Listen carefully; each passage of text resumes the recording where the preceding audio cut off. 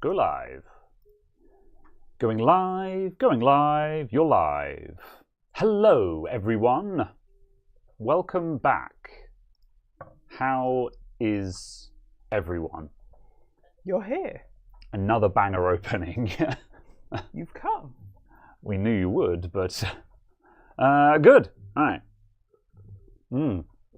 Everyone's sad about the spring forward, fall back. Yeah, the clocks went back. Yeah, the clocks went back while we were at the LAN party. While I was at the LAN party. Yes. So it got round to like 2 in the morning on Friday night or Saturday night. I can't remember what night it was. Sunday morning. Saturday night, Sunday morning. Saturday night, yeah. Got around to like 2 a.m. and people were just sort of everyone who'd gotten drunk on Saturday was still sort of high energy, and I was like, okay, but I'm going to bed, guys, and because we were doing they were doing drunk driving with we'd done a VR rig setup with my VR headset, and someone had brought a wheel along, so we'd got an Assetto Corsa set up, and basically everyone had put down a lap time when they were sober in the afternoon. Then when everyone had gotten drunk, they came back and put down another lap time. Did anyone manage to beat their lap time? It was a mixed result. Some people, you only got one chance because there were like 10 people to get through, and so some people just completely binned it. It was like, no, I can't do this anymore. Whereas other people did get better just simply because, obviously, because we'd only had like 2 or 3 tries each, that the skill curve was spiking because we were literally just getting to grips with playing the game. Yeah. So there were some improvements there, not because they were better, and we were like, okay, the important takeaway here is your time improved because this was your 3rd try, not because you're drunk. We need to make sure that we don't make any false assumptions here, We don't want to assign incorrect correlation. Indeed. So yeah. However, it got around to like 2 a.m. and I was just like, okay, I want to go to bed, but also my PC is running the VR rig, and I'm not leaving my PC on unattended at a LAN party. I'm smarter than that. And they were like, oh, but it's actually 1 o'clock because the clocks went back, and I'm like, that doesn't stop me from being tired, So. Was Cal there, and did they approximately wipe the floor? Yes, and I don't know if he got the fastest time. He was definitely high up there, though, yes. Yes, he continues to just be really good at racing games. So, yeah. Right.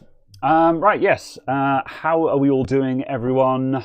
Hello, Polyphides. Polyphides? Polyphides? I'm going with that. Polyphides. Polyphides. Polyphides. That would just be very incorrect. Something like Greek versus what's the one that begins with I? Ancient language? I don't know.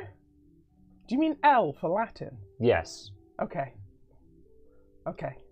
It's a lowercase L in a serif font. So sans serif font even. Anyway.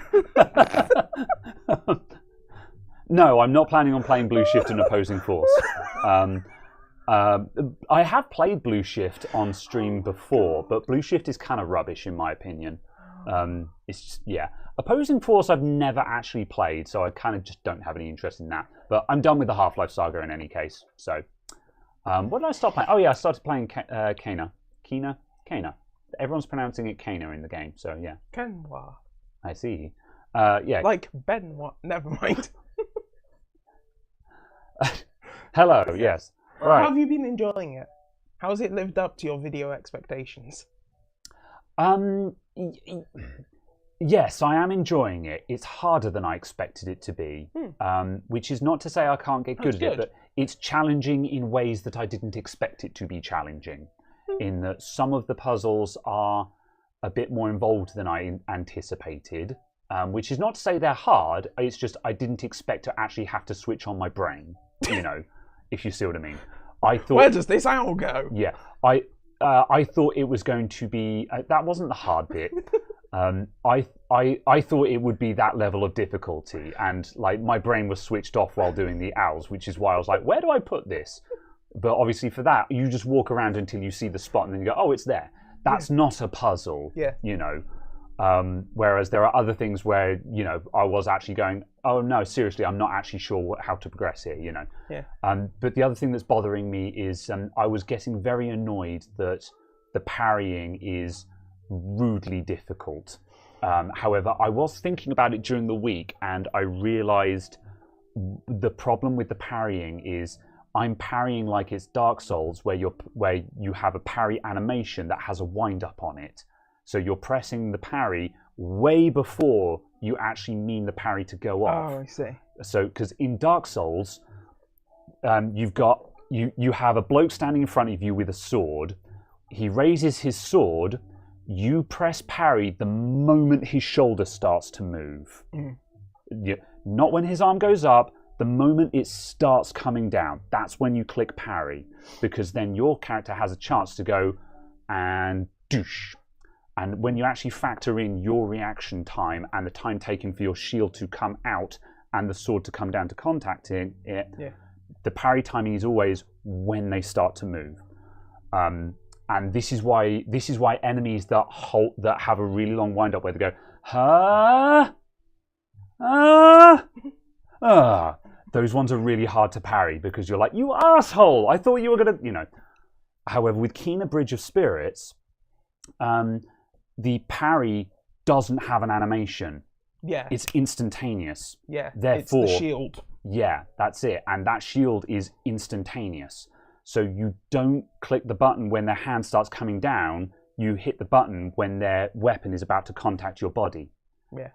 Which is just wildly different. So now that's clicked in my brain. I'm hoping that tomorrow when I play more of it, I'll be able to actually get good at parrying because I've processed that in my head now. But it was just one of those things. But also, again, it's still just a very narrow parry window, which again I think I found surprising. It doesn't feel like a game that should have a difficult parrying mechanic, especially because it has an entire skill tree centered around parrying. I'm just like, that's weird that the first thing on that tree is a parry riposte, yet parrying is really difficult. I was like, So yeah, anyway. If you want to see more of me playing Kena Bridge of Spirits, I'll be playing it tomorrow on Twitch. Anyway, let's talk about stuff. Interesting YouTube ad. Coral Draw. Are they still in business? Apparently so. Yeah. Blue Shift was way too short. Yeah, Blue Shift was too short. And that's saying something, because like Half-Life as a whole was a lot shorter than I remember as well. So yeah. Sold any of the recent builds? No, they have. One of them has made it out to the bench, but I still haven't gotten Windows configured on it because the week after last week was very hectic while I was trying to get as much done as possible before I went away for the weekend.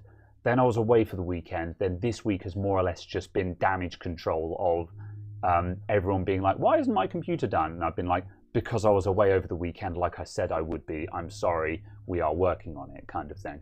Yeah, so and also just as you said, it was in exclusive chat. Yeah. Like 10 jobs got booked in one morning kind of thing. And it's just like, this is unmanageable workload. I am closed. Yeah. Go away. Yep, I am stopping intake. Apart with a couple of exceptions, like some things that have come in, like for example, if an iMac comes in and it needs an SSD, I'm accepting that because that's a routine job. It requires no diagnostics. It's literally just take the screen off, put an SSD in, put the screen on, restore data. Done. Yeah. It's easy money. You can do that all on the device, can't you? Yeah. Yeah. So it's I forgot about that. Yeah. Kind of party trick. Yeah. Part of me was just like when I've still been taking on a couple of jobs. Part of me is just like this is how it goes wrong, Graham. You say you're going to stop taking on jobs, yet you're still taking on more work. But iMacs are such easy money that I would be a fool not to do them, especially because I could use the money right now. Yeah. So there's still some stuff coming in, but anything that comes in where I'm just like, I don't know what's wrong with that, or that looks like a pain in the ass, like broken hinges or something, I'm just like, nope, nothing before Christmas now. Yeah. Because if I Are you telling people to go elsewhere? Yeah, I am saying you could try your luck down at Tech Bar or somewhere like that. Yeah. Just so people aren't holding on to it, and then 4th of January you get 75 jobs in. That's what happened last January. Yeah. And it's a case of, 'cause, whilst like- obviously it seems like such a moronic choice for a business to make, to go to one of my competitors, it's also a case of, argue that actually puts you in a better position. That's it. You know, like, a lot of people, myself included, keep saying like sort of, oh, we're a bit too busy, but that's a good problem to have. But it's still a problem. Yeah. And it is a problem that eventually it will get bad enough, which it has done, where it is a detriment to the performance of the business because I'm overstressed and most of my customers are unhappy because they've been waiting too long. Yeah. So it's a case of, I do literally have too much work, and no, I can't just get extra help in because good help is hard to find. And also I can't afford to pay what good help would cost. Yeah. So, which again then knocks into the fact of YouTube has been underperforming for about 6 months, which means my finances are extremely strained right now. Yeah. So, has the last video recovered from its dodgy start? Nope. I'm really sad about that. The Mac repair. Yeah, this week's video bombed. Well, it didn't bomb, but it did 10,000 in the first 24 hours, which is the minimum standard. Yeah. And it should have been, because it was a MacBook Logic repair, it should have been a banger by all accounts. Yeah. Just because, I don't know how I missed it. Yeah. I somehow missed it. No, it went out on time. Unlike the RGB video, which went out at midnight because YouTube doesn't understand 24-hour clocks. But yeah. Right, scanning down the thing again. You've seen the King's Bridge of Spirits walkthrough, and let me tell you guys, you've got a long way to go. Yeah, well, I've only done 4 hours of it so far. I haven't looked up how long the time to beat on it is. But yeah. But yeah. From the tiny amount I've heard about it, I think it's actually a reasonably long game. Oh, interesting. Yeah. I'll probably look it up at some point off stream and just check the time to beat just to set my expectations, because I don't like spoilers, but I do like to have a rough idea on what I'm in for, because that helps me plan. Because especially when I'm streaming a game, like if I know that it's a 50-hour long game, I know that I should probably not bother with side content and crack on with the main storyline as much as possible. Yeah. Whereas if it's a game that is like, 16 hours, if you focus on the main storyline, I'm like, okay, well in that case, let's do the side content. That will probably pad it out to 20 hours, which is a nice 4 to 5 stream game kind of thing,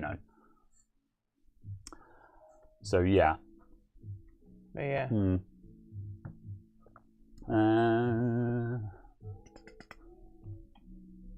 It's good the business that turns away rather than puts too much pressure on yourself. Yeah, pretty much. And it's a mistake I've been making for a long time. But yeah, we'll get there. Yes, we should have background music, but it should hopefully be at a level that isn't distracting.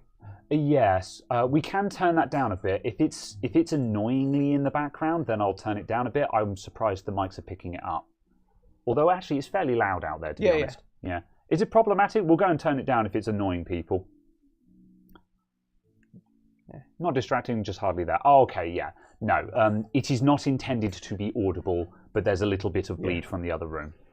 So, because I know how much it annoys me, I'm actually going to take it down a notch. Fair just enough. So it doesn't pick up at all. Yeah, that's understandable. Only in a small way speaking. Yeah, that's fair. It's Lo-Fi Girl, everyone. Which is 100% stream safe. It's true. Also, did you even change it? Yeah, I took it down 20%. That's a 20% adjustment. I can't hear the difference. I will do another 20%. Yeah.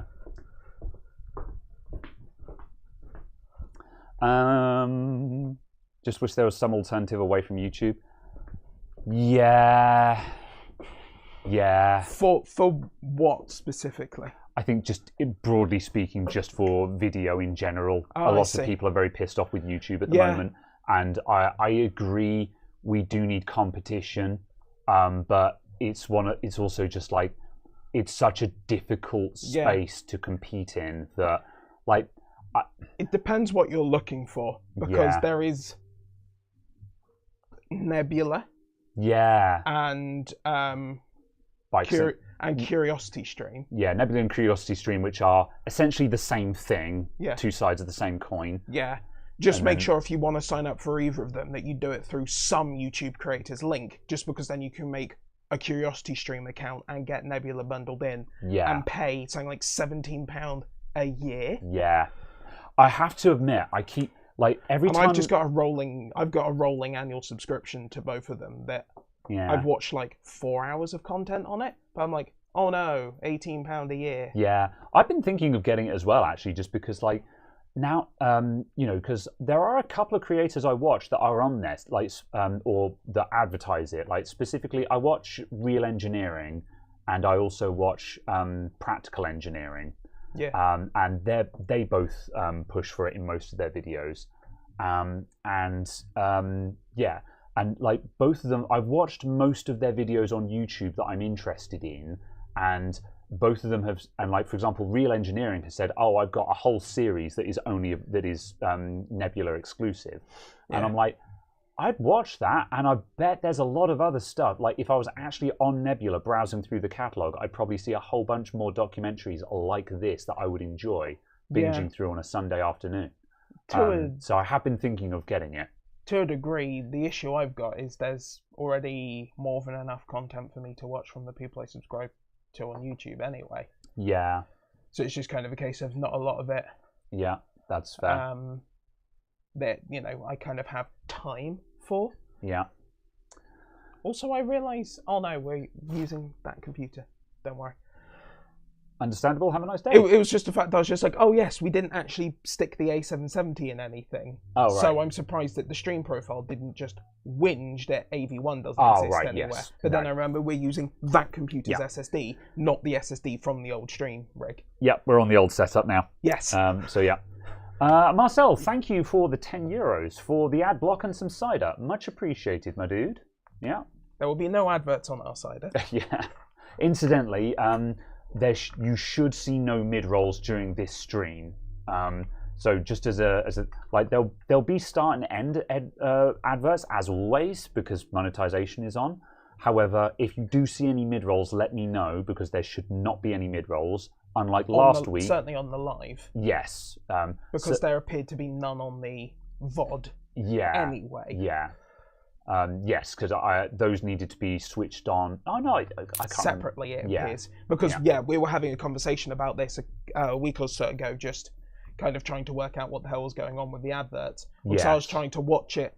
I was trying to watch last stream where the advert should have been on an account that didn't have ad block on, that didn't have premium, and I just wasn't getting any adverts at all. I was like, Graham, have you played with the advert settings? And Graham was like, no. And then I looked at the advert settings and they were all off, and I was just like, oh. Because it had changed. Yeah, it had changed from being a live stream to a video. Therefore, its monetization settings had changed to the video defaults, which are no mid rolls. Yeah.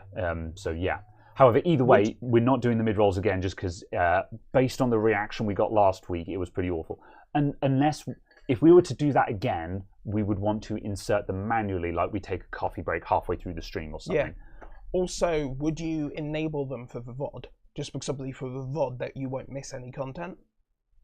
So have mid-rolls on the VOD, but not on the live stream. Yeah. Because on the live stream you miss content, but on the VOD you wouldn't. I mean, we could try that this week. You know, once it goes to the VOD, turn on mid-rolls and see how the monetization performance compares. Yeah. Just because again, I don't think we're going to do it because also, incidentally, the results of was it worth it are a resounding no.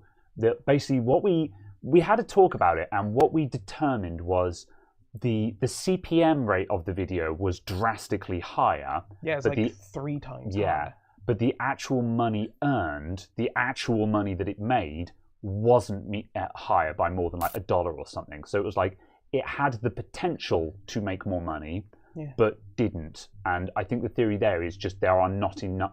We don't have enough viewers for the money for the advertising to scale, basically. However, if 1,000 people had tuned in last week, it would have made drastically more money.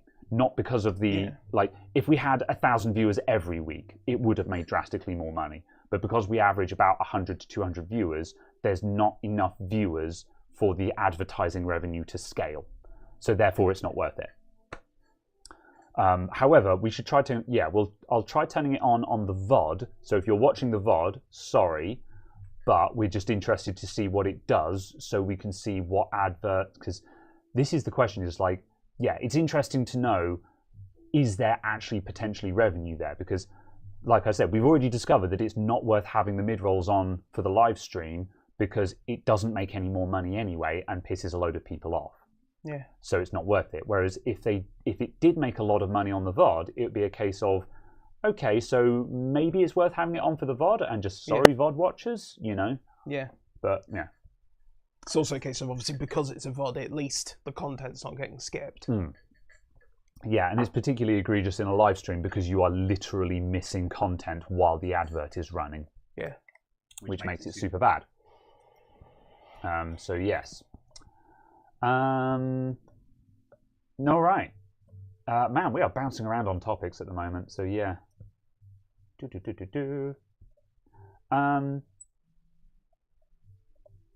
Yeah, cool. Right, so I'm scanning down the chat for stuff. Make a third channel, size for Europe and travel. Surely a high percentage of your views use an ad block. Maybe, don't know. The stats don't say that, so you can only theorize. But yeah. One of the things that I meant to do, actually, I was going to do it this afternoon, then I forgot, was because like one of on my to-do list this weekend is to get the merch live, because just something that's, apart from one other weekend, I've just had something else going on every weekend since we did the merch stream. But this weekend, I'm like, no excuses. I've got nothing going on this weekend. It gets done tomorrow, you know. However, I wanted to crunch the numbers and go, if everyone brought, what I wanted to check was, if a viewer purchased a T-shirt, would that make more revenue than theoretically their entire watch history ever? So like, let's say someone watched every video every week for 5 years. If they bought one T-shirt and then had an ad blocker on, would I get more money from them for them buying a T-shirt than a ad-supported user over a 5-year period?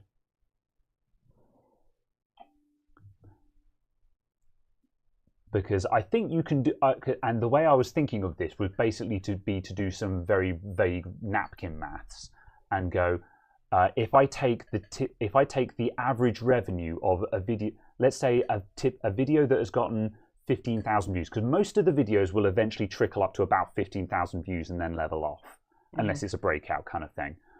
So if I say a video that got 15,000 views made, say, random number off the top of my head because I'm not sure, let's say it made $40, and it got 15,000 views, you can calculate how much each view of the video was worth. Again, just taking the number of views divided by the number of money, the amount of money it made. So then if you said, okay, let's pretend that, so that means you can calculate how much a view is worth in very broad, generalized numbers. Kind of, yeah. Yeah.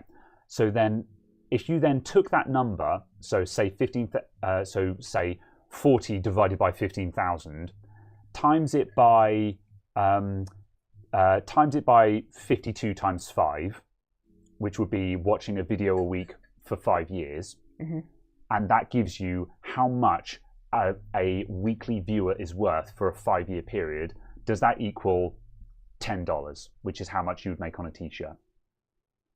That was the like the process. I'm like, I think you could theoretically, because at that point you could say, okay, if you buy a T-shirt from a channel you support, you have now generated more revenue for that channel than you ever will by watching their videos, assuming that you stick with someone for 5 years, you know. Yeah. And watch every single one of their videos weekly. I think that's sort of an interesting... Separate. Because I know it's more complicated than that, but I think that distills it down to a generalized answer that is fairly easy to understand. Separately, obviously, it's not just the money the supporter gets. It's the support the platform gets to provide them with a platform. That's true, yeah. If that makes sense. And whilst obviously I'm viewing this in a slightly detached secondary thing of just the fact of, sure, YouTube, Alphabet is a big company, but they still have to make money. Because if they don't make money, the shareholders aren't happy, and the shareholders not being happy means they'll cut whatever isn't making money. So if they cut YouTube, you don't have a platform. Yes. Therefore, where do you make that money from? Yes. Because you could have all the merch sales in the world, but if you have no videos, no one's going to buy the merch because you don't exist. Yeah. So kind of. No, that's a very fair kind comment. Of continued comment on it is just a case of it isn't just the amount that the channel you are watching gets and is receiving in your remuneration, but a case of also just the fact of accepting the fact that providing YouTube costs money. Yes. Yeah. And it's then a conversation of, okay, but how much of that is acceptable to me? How much, what cost of that is acceptable, and so on. Yes. Yeah, no, that makes sense. Yeah. Yeah. So fair enough. Hello, and obviously, again, it's a case of, I very much view that from the perspective of the fact of I can pay for it, so I'm not fussed either way around. But yeah, it is interesting. Yeah, it's very much a case of, obviously, I hold and have always held the opinion that if I use a service and I enjoy using the service, I will pay for the service. Yeah. It's why I have Nitro, not necessarily because Nitro provides me with benefit, but because I am paying for a service I use. Yes. It's why I subscribe to people on Twitch, not because I want to give them explicitly the money, but because I like them being on Twitch. Yeah. Therefore, them being supported on Twitch supports Twitch as well. Yeah. And sure, I'm supporting Amazon, and Amazon's a big company, but if they don't make money on Twitch, they'll shut down Twitch. Yeah, yeah. Ultimately, you want to support the ecosystem. Yeah, I am supporting both the person who is generating the content I enjoy and the platform they distribute it via, because I know I have to do both. Yeah, and ultimately, and I accept that. Yeah, and obviously there's Dale just said it's the top of the hour. Time to move on with refurbing. Yes, thank you for the reminder. We will start looking. We'll start doing stuff immediately. This is a customer PC, and I'm just going to quickly check if this signs in and boots into normal mode properly, because that means I can shut it down and kick it somewhere else for the time being. Is that a stock picture? Yeah, I think that's just one of the Windows. It's the Bing ones, isn't it? Yeah, they're really good, the Bing backgrounds. Yeah, I'd forgotten. They bring out some stunning pictures on the lock screen. They'd gone for a weird phase where they, for me at least, where they just weren't tone mapping properly to HDR. Yeah. So they're all really, kind of grey and washed out, and it was just My monitor's about 300 nits, so I wouldn't know. Right, just to finish those thoughts. So supporting the ecosystem, and also there is a conversation to be had about what a fair split between the creator and the platform is, and boohoo Amazon, etc. But either way, I think we understand the point. So so yes. Right. Also, Marcel said they make money from your data. So this is all true. And that is part of the conversation. But suffice to say, I think the point is that the platform does actually need to survive as well in order for the creators to survive. And I think that's a very valid point. Yeah.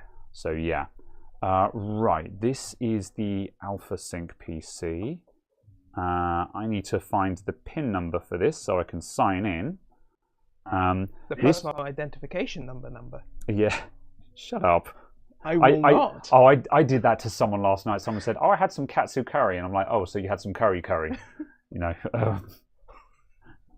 And then someone else who was also there, I was in a VR chat meetup at the time, and then someone else was just like, and someone turned around and said, actually, the fact they're saying katsu curry is implying that they had a Japanese style curry. So they're allowed to say katsu curry, implying dickhead. And I'm like, fair point, So right, where's this guy's sodding PIN number? Maybe if you have fewer tickets. Yes, but also shut up. My days, where is it? How do you search on mobile? I don't want to open it on the stream PC just because dangerous. I can, but it just there. Oh my god, where the feck is it? I've scanned down this list like 3 times now, and I'm not. Oh, I know why. It's because it's the brand. The make is just under custom, and the model is Alpha Sync. That's why I'm screwing up. Imagine having a system. Shut. I'm going to scream. Oh my god. I'm going to open it on just in Sheets like a normal person. Right, hang on a sec. Yes. We're not on screen capture. We are not on screen capture. Good, all right. I've been using screen capture at home a lot recently just because OBS has been dicking me about. So I've just been being lazy and using display capture. Oh, that's kind of cool. Oh, what, from your... Yeah. It's very I've not useful. seen that. Yeah. Yeah, it's just... Display capture is really dangerous. So at the moment, I've got it in my head that I'm often using display capture and I need to be careful. See, my solution to that would very much just be to, you know... Oh, do it on the rear PC? Yeah, maybe. What the hell? Is this job closed? How can it be closed? Oh, it's... Yeah. Oh, I know why this is marked as closed. It's because it was done and then the ticket got updated with other stuff. All right, we have a PIN number now. Sorry, we have a PIN. We have the login. We have the necessary information, and now I've got to put this under the bench because otherwise people will be like, "Oh, I saw what you were typing in," because people are like that. Because someone might find this specific PC, they'll know from the sound of the keys that I'm pressing what this guy's login is. Oh my god! So yeah, right. I now need to see if this will start in normal mode. Oh, right, because that's safe mode. Yeah, we're in safe mode, and also I've just restored Yes. a Windows installation to this PC. That's why I was confused, because I saw you do a clean install, then boot the machine. And I was like, wait, how is there a login and why is there stuff on the desktop? No, it was, this computer was in a state where it just would not start up for whatever reason. So I was like, fine, clean install to set the boot manager, then restore just the Windows partition, and then now it started. It still wouldn't start normally, but it has started in safe mode. Once you start Windows in safe mode, it will redetect the hard drives and stuff like that, and now it's booting in normal mode. So this PC is now booting, and now it just needs servicing. The only thing we need to do is just plug the hard drive back in. Oh yes, that's true. And just make sure that doesn't screw everything. Yeah, that's a good point actually. So yeah, right, we'll shut down, reconnect that SATA cable, make sure it boots up, and then we can immediately kick this off the desk because there's no point in me sitting here doing a servicing job. No. So absolutely. yeah. Why is there just a thing? Oh, it's an IR blaster. It's for the LED. Yes. Yeah. I couldn't work out why there was just a thing cable tied in very much. Yeah. Are they pink fans? Pink, purple? Yeah, they're purple, lilac. RGB-ish? Yeah. I presume you can change the colour of them. Yes, you can, yeah. If I hit the reset button, will it change colour? Yes, but don't, because I accidentally did that and there's like 30 presets that you have to cycle through to get back around to this colour again. Ask me how I know. So yeah. It booted. Good. All right, I'm going to shut it down again, and we can put the screws in and kick this one off the bench, and then I will continue with that one on Tuesday. Good. A job has been progressed. Fancy that. Oh yeah, it's one of these annoying jobs where like all of the actual work that it's supposed to be here for is done. It's just got gremlins, which is annoying. Yeah. So yeah.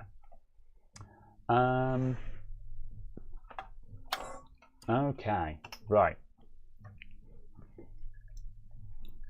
You like the desktop repair videos more than laptop videos? Yeah, desktop repair videos always do well. However, every time I try and film a desktop repair, it is some kind of nonsense, no fault found, where there's just no useful information from it. Yeah, I'm just going to bash in the graphics card screws. Oh, you put it on the back panel. That is not for that one. Hang on a sec, I'll go and get the rear panel. It's not the rear one, or it's the other side one. I will get the panels. Oh wait, it's got the rear panel. Yes, that's what I'm saying. It already has a rear panel. I will get the panel. Yes. The panel. I will get it. Good. Where are the screws? The screws are all here. Yes, they're here. I put them here so they wouldn't get swept. I'm going to stand here and do this because I know what goes where. I'll get on with you in a minute. Who left this here? Right. Whomever's shop this is. Whom stuff?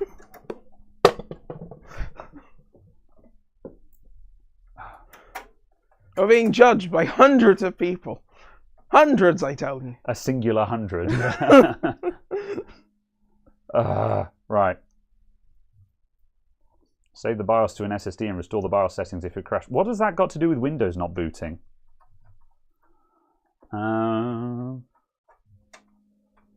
Right. Mods are slacking today. What mods are slacking? Because none of them are here. Oh, I see. Why do we need mods? Is there something happening that I'm not seeing? It's because JD is a ne'er-do-well. I see.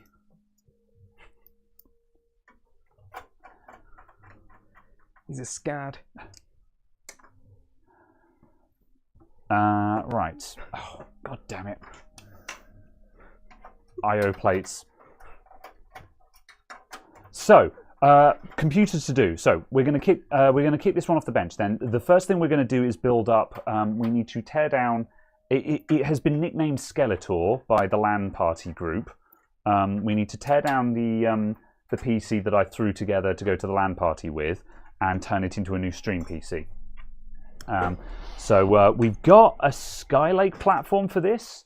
So yeah, I believe there is a CPU in there. What is that? An 8700. An 8700? Yes. i7 8700.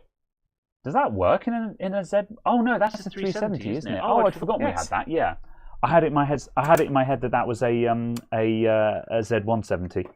That's a Z370 board. Yeah. And then this is a H81 board. Yeah. And then that's an RGB piece of plastic. Yeah. 8700. That's an i7. Oh yeah, I remember because we were debating. What is? It's an RGB backplate, so it puts a lighting halo around the motherboard. I see. I haven't actually tested that on anything yet to see if it's any good. I keep forgetting to put it into a computer. Of course it isn't. It's RGB. Your RGB.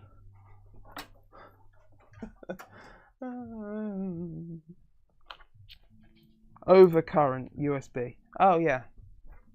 Why do you have a potentially faulty H81 board? What does it say on it? USB overcurrent. Oh yeah, yeah. It's H81. Yeah, no, that one can just go in the bin. I think I put it on hand just in case it was a quick fix, but yeah, that can go in the e-waste. What are these motherboards? They're mixed in with laptops. I refuse to answer that question on account that I don't know. Are they going to be customer motherboards? That's an AM3 Plus, so I don't care if it's a customer motherboard. Yeah, that's a scrapper. This is a Z170P board. Oh, that's probably the Z170. Yes. Yeah, that's the board that I thought was leaning up there. So yes. Yeah, that's why I was confused when you said 8700. Yeah, because I remember we've got that 8700 and we were just like, oh, 8600K or 8700? What should we put where? Yes. So yes. Did we decide whether... well, we did decide because we have notes on when we were speccing these PCs, so we will refer to the notes to see what we're going to put where. What do you use? Oh yeah, you're looking for that. That's fine. I just need the thumb screws for this now, which I think are over here. Be right back, everyone. They're everywhere but here. Well, they're over here because this is where I took the side panel off. Yeah, here they are. Because this PC was mostly getting done on the front bench, and then it got to the point where it was giving me a lot of hassle, and I was like, no, I'm taking this into the workshop. Suggestions for keycaps? I don't know, really. I always buy cheap keycaps just because I want to just try stuff out. Yeah, I saw that Keychron sell keycaps. Oh, that's nice. Yeah. Yeah. So you can buy something that's actually got a brand name on it, Which I thought was quite interesting. Yeah. But the thing that I always find really, really, really annoying is that you'll get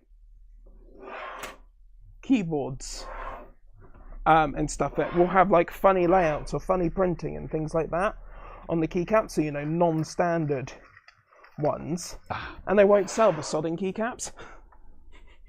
Yeah. So it's just kind of great. This has a weird layout or a weird, kind of shape to the keyboard deck. So, normal keys don't work properly on it. And then it's a case of, yeah, but guess what? We're not going to sell keycaps for you either. Screw you, I guess. So, yeah. So I bought just one of those cheap, sort of eBay, Amazon, 190 keycap sets. So they've got one of everything kind of thing. Yeah. And even going through one of those, I didn't have quite the configurations I needed for things. Yeah. For my Keychron K4 V2, just because it has a full height home and end, as opposed to a sort of 3/4 height, which most keyboards seem to. My Cooler Master keys at home that I've replaced the keycaps on twice still has, like, I think the tilde key and the hash key are mismatched keycaps, just because both sets I've bought haven't had quite the correct cap. Yeah. But it's so like the keycap matches the set, but it's supposed to be somewhere else on the keyboard, so the profile of the key isn't right. And it doesn't matter because it's just the hash key and the tilde key. It's not ones that you regularly touch, so it's fine. But it's just frustrating. But yeah, I do want to put some new keycaps on that, just because even though keycaps don't really wear out as much, the surface gets smooth, and then when you try a keyboard with brand new keycaps, they just feel $1 million. New keycaps just feel really nice. So I think it's underrated to change them now and then. Right. Yeah, and I swapped back on my Keychron back to the original, the OEM keycaps. Yeah. Last night, actually. Mostly just because I could. Because I'm not using the RGB anymore, so having pudding caps on there doesn't make any difference. Okay, yeah. Because it's sat in the office, the RGB is basically not visible. Yes, that's fair. Yeah. So I just kind of, I turn it off, leave it off. Yeah.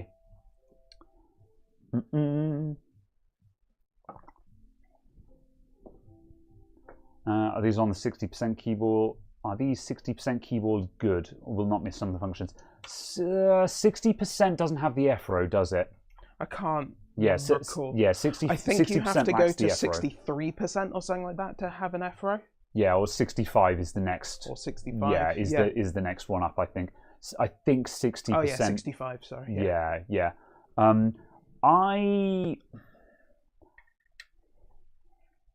I don't like losing the F-row because you don't need it until you do. And like, for example, every time I'm playing an older game, for example, when I was playing the Half-Life series, my weapon selection was on the number row, and my F keys were quick save and quick load. And like, if I start playing something like that doesn't need to be removed, by the way, unless you specifically want to. Oh, I see. I was going to, just because. Yeah, fair enough then. We were pulling it all apart. Yeah, okay. I was just going to reduce it back to effectively constituent parts. Yeah, if you want to do that. And then next time we build it up, we'll build it up with the parts we want. Fair enough then, yeah. Yeah, however, like, also if I'm playing... it got zip tied. If I'm playing Deus Ex 1, Deus Ex 1 uses the entire F-row and the entire num row. Unless you remapped your weapon select to just mouse wheel and just didn't have a direct hotbar selection. So that's the point where losing the F-row is you don't need it until you do, basically. So yeah, I personally, my favorite is still, I want an F-row and I want cursor keys, and I could probably live without the home keys. the home group, but I definitely want cursor keys. Yeah. Yeah, I still think that 96% makes the most sense. Yeah. If you're not going to use 100%er, and 96% makes the most sense. Yeah, and I mean, like, again, this is why I very much like my my RK100, which is that one there.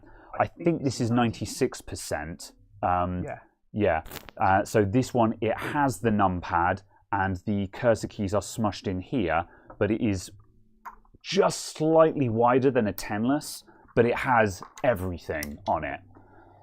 So the layout is a bit difficult to get used to, because where the cursor keys are just mushed into everything, the cursor keys are really hard to find by feel.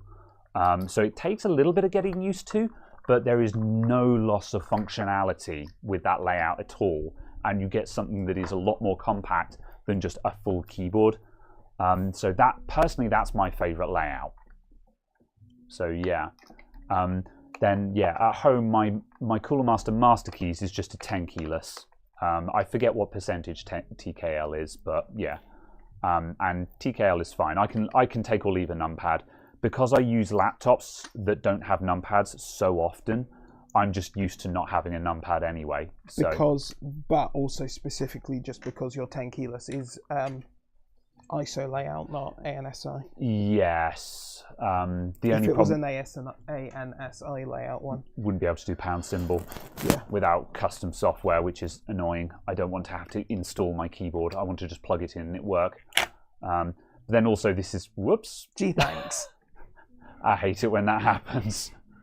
But also this is why I want to get a custom keyboard that has built-in profiles, because then I could have a US layout that it has a pound symbol programmed into it. You forgot to wiggle, you fool. Yeah, you can't wiggle that much on that, just because that's of unfortunate. The posts. But yeah. Yeah. She'll be right. Yeah. Just feels bad, man. Yeah. Why do you need compact when your screen is so much bigger in width? But it takes less space on the desk. You just have more space on your desk, basically. You know. It's also, yeah, for me in the office, it's mostly so it's just a little bit smaller. Yeah, I like having the desk space, even though I've got room for a big keyboard on my desk. I just like to have as much free space as possible. It's also, for me, for gaming. Because obviously you're resting your fingers over the left-hand side of a keyboard. Yeah. You've now pushed the entire keyboard that way, so it's now more in the way of the mouse. If it's a full-size one, whereas if it's a 96%, your hands closer together. It brings them slightly closer together, which is better for your posture. Yeah. So it's just a case of that is a side benefit. But it's also kind of a case of just because the keyboard I wanted was a 96%er. Yeah. Basically.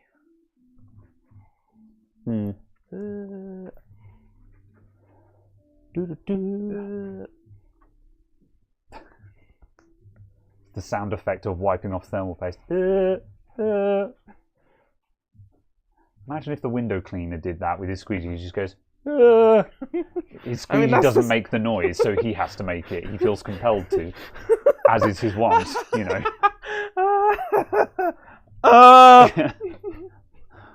Oh, that reminds me of a video about the sound of Velcro getting you killed. Oh yeah.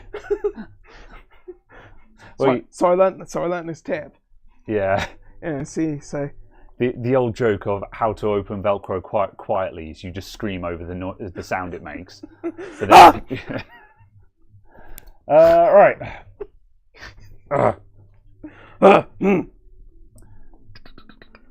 Ba-da-ba. Good. Right, so we're taking this apart. Then we've got this board. We need some RAM to go in this. Yeah. I'm going to bring up the spreadsheet actually, because we literally made a spreadsheet for this, so I wouldn't have to remember. Build parts. I think that was it. Yeah, there we go. Right. So on the build parts, we've got the Lianli. That's done. We've got the 220T, that's done, but I stole the SSD out of it, so I need to get an SSD for it again. Oh yeah, I've got this board has my SSDs on it at the moment. So the SSDs need to come out of that board. We've got the Corsair 175R, which is down there, that needs a CPU cooler put on it. I'm not doing the 3D printed backplate for now because I'm still fettling that, and I'm not convinced it's going to be... It's a solution that I would use in the shop, but not a solution that I want to sell. However, I found I've got a Wraith cooler lying around, so we have another cooler for it now, basically. So we've got to stick a cooler on that. Then we've got... Oh yeah, then we've got to take that one apart at some point. So yeah, okay, we'll skip that and we'll work on this. So yeah, we need RAM for this then. Yeah. What was my solution for that? I don't know. Did you buy the RAM? There's another 16 gig kit here. Good. I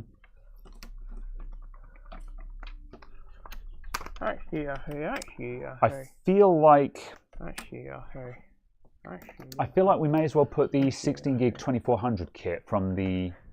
Oh well, no, actually, yeah, we'll stick this kit in there for now. This is massive overkill for the stream PC, but we'll put that in there for now, just so we have something that's working.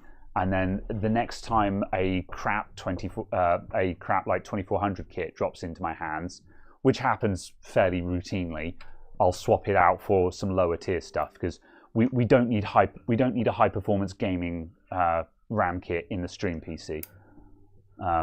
So yeah, hell, it could probably run on 8 gigs. But yeah, okay, cool. Decision made. What's that there? This is some Corsair. This is a 16 gig 3600 DDR4 kit. The timings on it are nothing to write home about. It's probably, yeah, it's C8. It's C18, but it's 3600, so it's fine basically. But yeah, because this is an i7 8700 non-K, this doesn't need high-speed RAM. Like a 2400 kit would be fine in here. So yeah, I'll put some crap-ass kit in here at the next available opportunity. High-end gaming, yeah, you know what I mean though.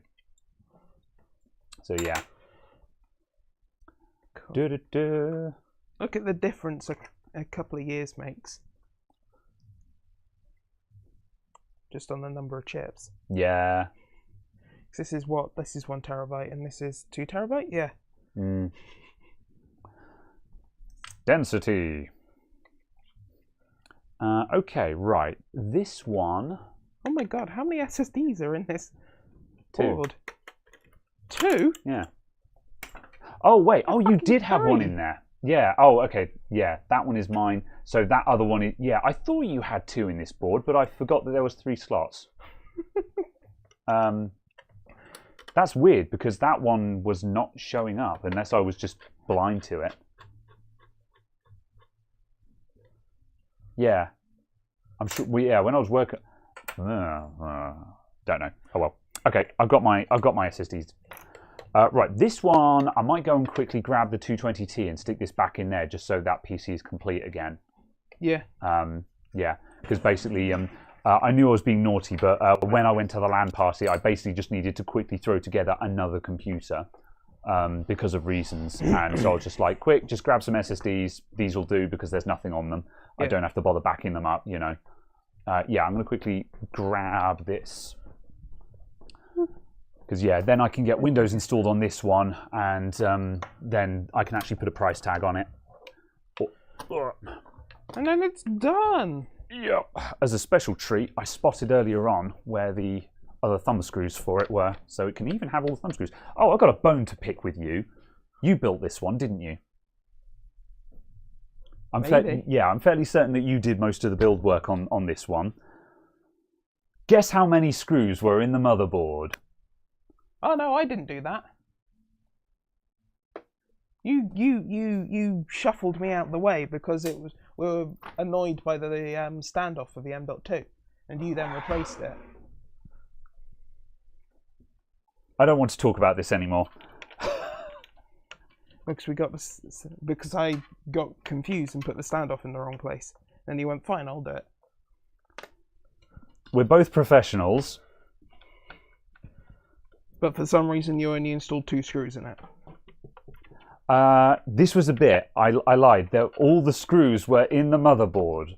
For reals. I totally didn't leave most of them out. Either way, it's been corrected now.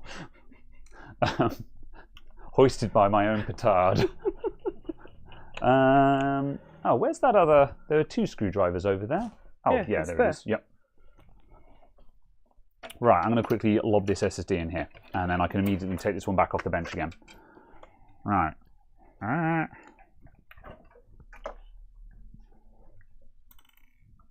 Right. Oh no, it's the stupid X570F that you have to take out 1, 2, 3, 4 screws in order to get to the SSD. I don't have that problem. Yeah, I noticed that when I was building that one up. I was just like, man, this Gigabyte board has got it going on. Not like these stupid Asus boards where you have to take out 1 million screws to get to the M.2s.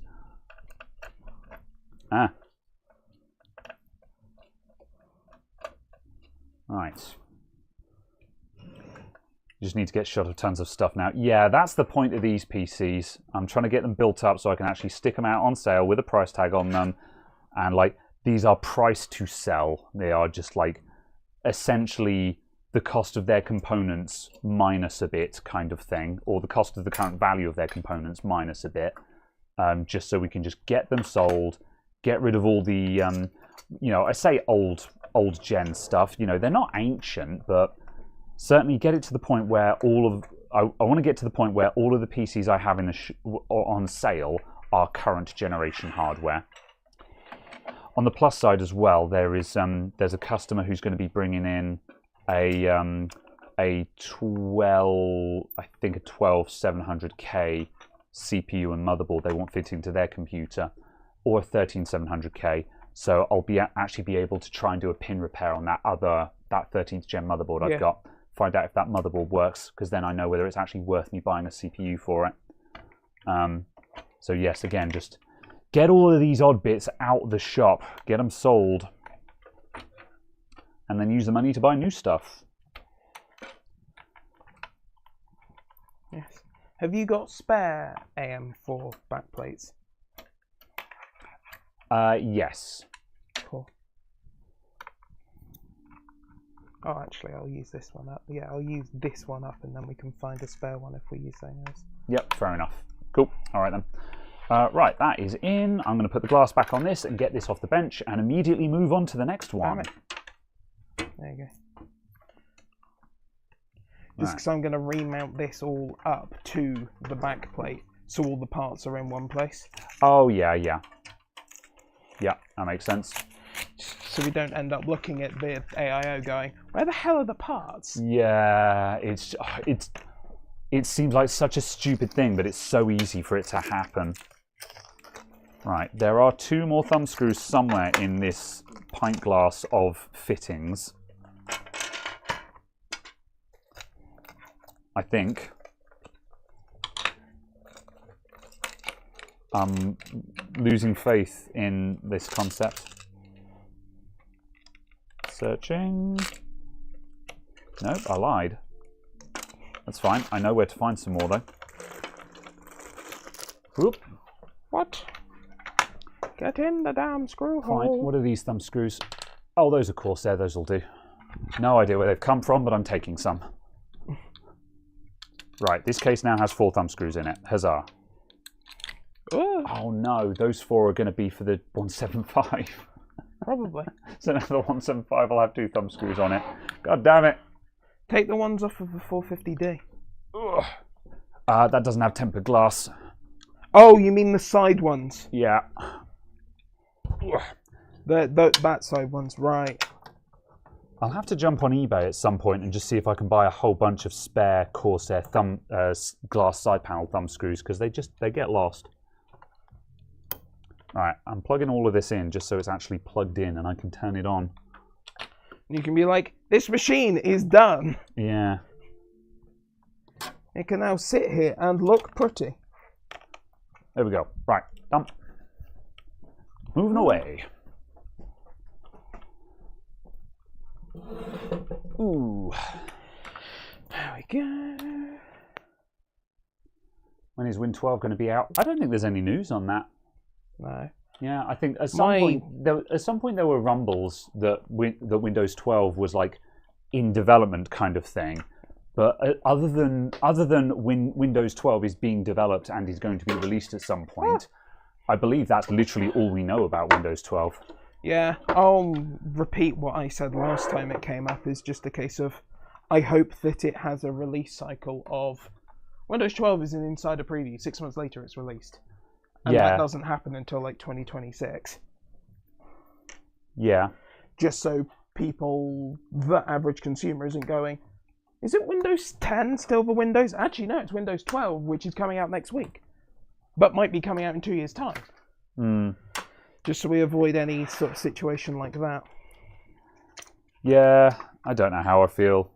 I think it's mainly just, I'm a little bit disillusioned with it just because Windows 11 was just so thoroughly underwhelming to me.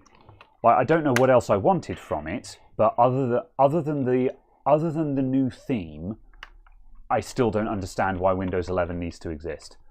And like I say that, I do understand why it needs to exist, but it needs to exist for business and quote-unquote political reasons, not because it actually has some kind of new system or technical proficiency.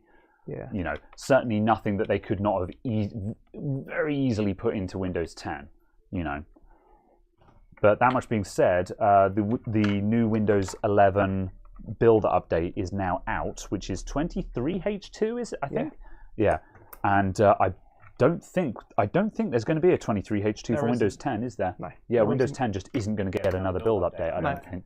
And that is very interesting because that will be a death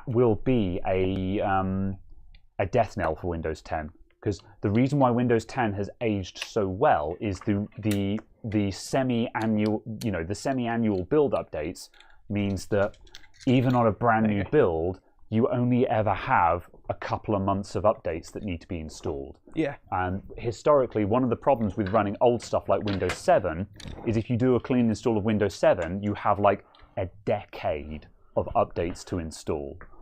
Yeah, because effectively for Windows 10, you're getting a service pack once a year. Yeah, exactly. So the fact that they're not releasing new service packs means that Windows 10 is going to start aging rapidly. So yeah, that's going to be a force up to Windows 11, and it does start. I've said for ages that I'll be very surprised if they kill support in 2025, but even if they don't, which I predict they won't, it does now mean that even if Windows 10 is still supported, you'll probably want to move on because of a lack of support. So yeah, I don't think Windows 11 needs to be skipped, but it depends on what Windows 12 looks like. In a way, I'll be really frustrated. It seems stupid to say, but in a way, I'll be frustrated if Windows 12 is really good, because it will just be another one of those "why was Windows 11 bad" things. Because it would just be a case of, Microsoft, are you doing this on purpose? Because the whole "every other version of Windows is bad" meme is very frustrating. Yeah. And it almost feels like Microsoft are doing it on purpose if Windows 12 ends up being a banger compared to 11. I think, and this isn't in defense of 11 specifically, that it's always the case that they do update that changes stuff, people hate it. Update that refines the stuff they changed, people love it. Update that changes stuff, people hate it. Yeah. People hated Vista, loved 7. 7 is Vista. Yeah. This is true, yeah. People liked 7 because they went, oh my god, it's so fast compared to Vista. Just because they actually bought a new computer for 7 instead of running a piece of shit XP machine with Vista on it. It's also just, like you say, stuff being refined. Because like my principal beef with 11 is just how many quality of life options it doesn't have compared to 10. However, most of those have been patched in, and by the time Windows 12 comes out, all of them will have been patched back in. So suddenly people will be like, oh, now this is fine, kind of thing. Whereas fundamentally, it's the same as it ever was, kind of thing. Yeah. So yeah.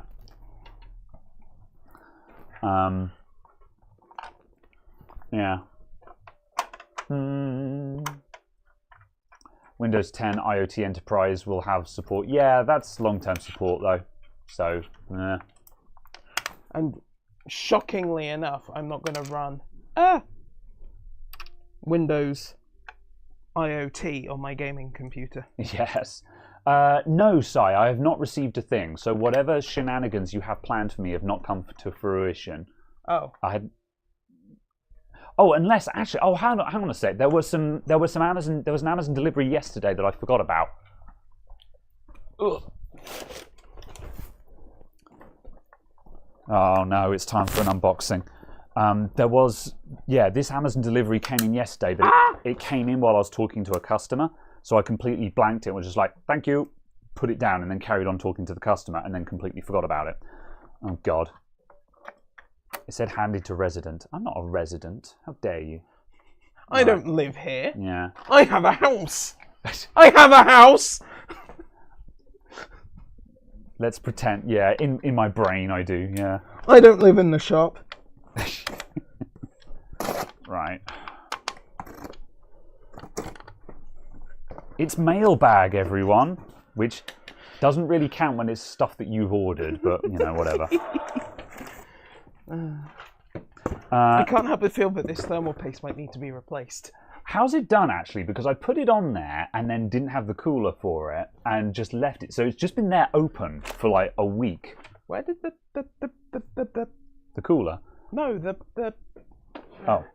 Oh, there. Well, does it need to be replaced? I don't know. That's what I'm about to find out. Oh, I see. I mean, it's still tacky. It lacks taste. Right. I would replace it for the cost of, a quarter of a penny. Yeah, replace it. Yeah. Right, we have SSDs. Thank you very much. Thanks me for buying me some SSDs. I think this is the thing. This feels horrifying. I don't like it. What's in this one? This is going to be a battery because it's got a battery warning signal on it.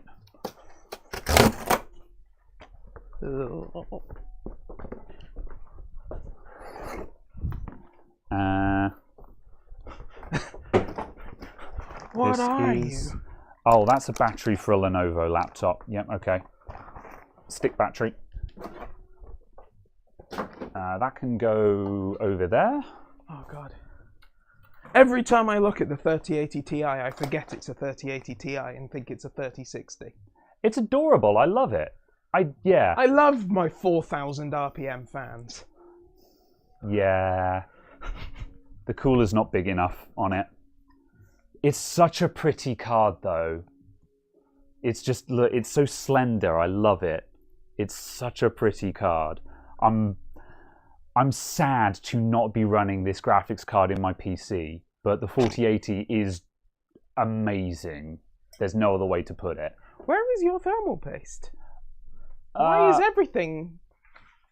The thermal paste, I've been using it today, so it could be anywhere. It might be out here. Why is that? Yeah, here it is. Oop. Right, put that down. Pro Limmer. Tech. Okay, right. Let's ruin my day with a gift from Sai. Small and slender? Yeah, well, this is true, yeah. But by... Small and slender? It is slender. Yes, it's definitely slender. But yeah, it's small for a high-end graphics card. I was about to say, may I introduce you to a 980? Yeah, this is true. Which is basically the same size. Okay, I'm just going to rip it. Everyone's going to have to deal with ripping into the mic. Ripping. Yeah.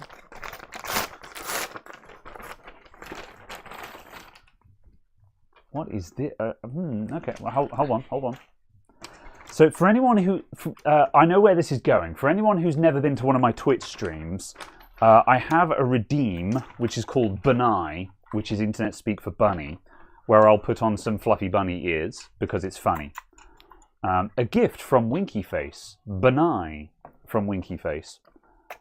And a packing strip. And so Sai has sent me an updated version of Bunai. This is very baby pink. It's not hot pink. Right, what on... It's got a power button. It's powered. Why is it powered? Is this a scarf? What am I looking at here, Si? Help me. I'm scared. I'll push the power button. Nothing happened. Holding down the power button? It probably needs charging. It's a heated scarf. Okay, that's pretty cool. I'm taking the GPU out before I absolutely munt it. I don't know if it's on or not, so it might just catch fire. Is it heated by way of shorting a LiPo? It might be. I'm going to pull out whatever gizmo is in here. Oh, it has a USB input. Oh, I think you're supposed to put... Yeah, okay, it doesn't have its own power supply. You're supposed to put a power bank in the pocket. Once. Let's find out how much power this thing pulls. If it's a heater, I bet it's horrifying. Let's put it on Paul Daniels' power meter. Yeah, it's going to try and suck down like 3 amps out of a power bank or something like that, isn't it? If you want the big power bank, isn't it just there? That's partly what I'm after. This won't tell me the power draw. I'm looking for my USB power meter as well. Oh, I see. Yeah. Can't you use Paul Daniels' one? Or has it got the wrong? Yeah, I can. It's just I can't carry it over to the bench. Oh, I see. Yeah. That was your plan. Yeah. It's just I have a thing for this, but as all things, I can never find anything when I need it. As all things. And as soon as I don't require it, I'll go, oh, there it is. So yeah. One last look in the bag of cables that went to the LAN party.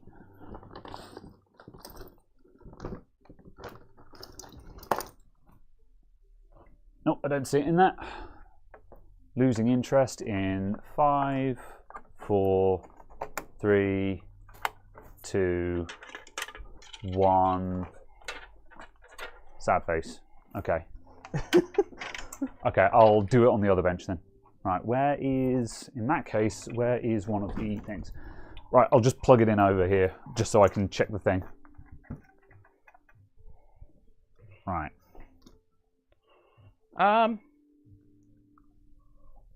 Oh, this isn't going to work, because that doesn't have a socket on it. Nope, that's not going to work either. Fine.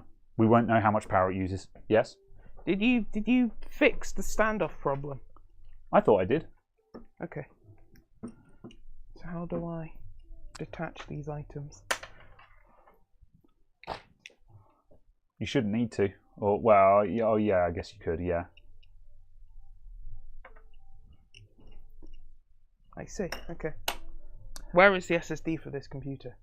Right, what are we putting in there? Are we putting a 1 terabyte in that one? What is that one? That's the 30... This is the MSI. Yeah, 3700X, 1 terabyte, yes. That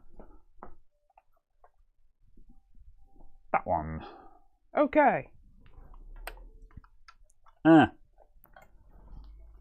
Okay, right. The thing, it's a warm hug. I love it. Right. Distracted by Scarf, episode 3. Yeah, tell me about it. I don't like it. Does this have a...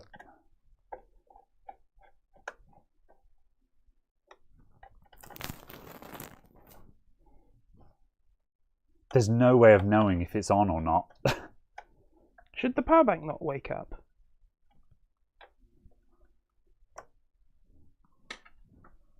Does the power bank not indicate that it's doing power things?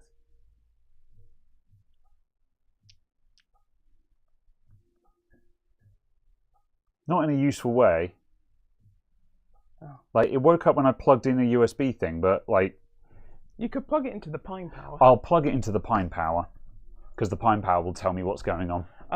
Oh, I thought it had 2 Type A's on it as well. No. This is a very confusing gift, Si. Explain yourself.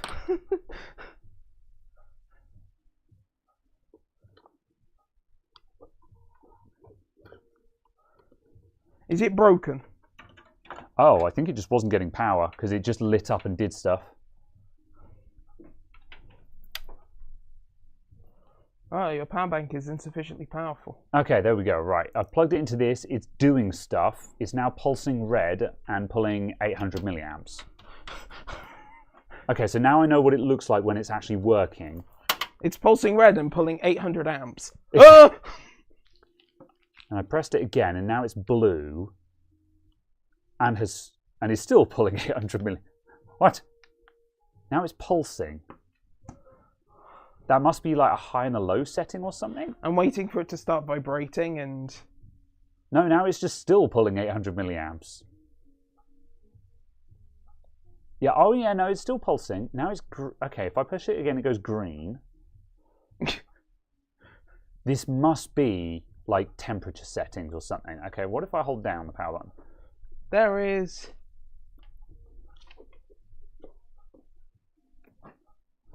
I shall read the item name though. Jodson USB heated scarf, faux rabbit fur scarf with adjustable neck heating pad, cushion, bear strawberry bunny soft plush scarf, fur collar, cross plush scarf for boys, girls.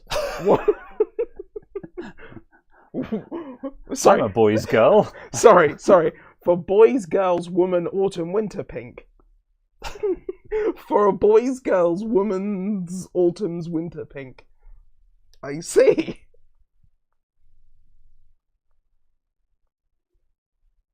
This power bank doesn't like it at all. It's just... Okay, there we go. Ah, right. Okay. It's pulsing red. So, I'm just going to leave that for a couple of minutes and see if any part of it gets warm.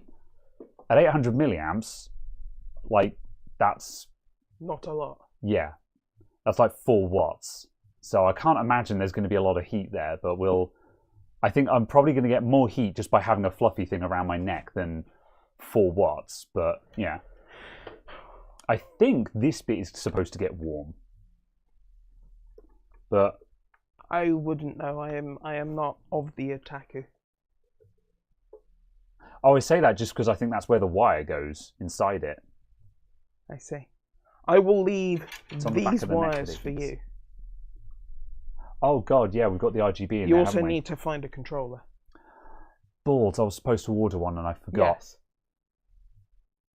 Okay, fine. Abandon that, we'll move on. Because you were going to use the Lianli fans and splice them together at one point. Yes. Because you were going to get one of these ARGB ARGB splitters and solder it. Yeah, Did you order the ARGB splitter? No. Very well. Right, let's kick this to one side and let's build up the stream PC, because that was the one we were supposed to be working on anyway. Well, yeah, but it was just the fact that this was by my feet, and I was like, well, I know where the parts are for this one. Understandable, yep. I can get this out the way. I can get this into a state where it at least works. Sinewy. I require you. This is my stream PC. It has a 3090. I shall not be taking questions at this time. I need 2 GPUs for video encoding. I mean, yeah. Electric blanket on low only draws 10 watts. Yeah, that's true. That's after it's heated up the bed, though.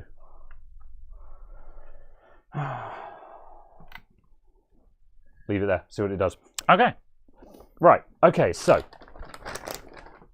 Right, Sai, stop distracting the stream.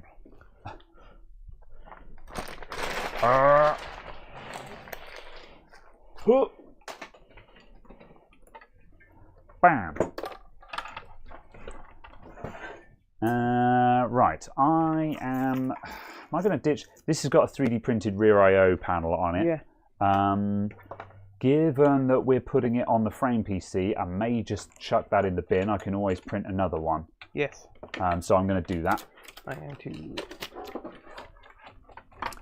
Right, how are we going to cool this thing? I don't know. Maybe you should. With an air cooler? With a piece of metal with a fan attached to it? Yeah.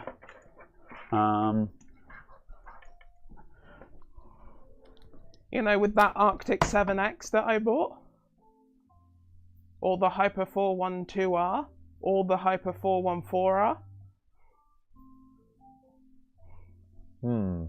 The 3 CPU coolers, the 3 air ones. You really shouldn't leave stuff here, Caradog. I leave things here because you've never had anything. What's this? Ah. Here is our cooler. What about that? That's a kit. It's a tit.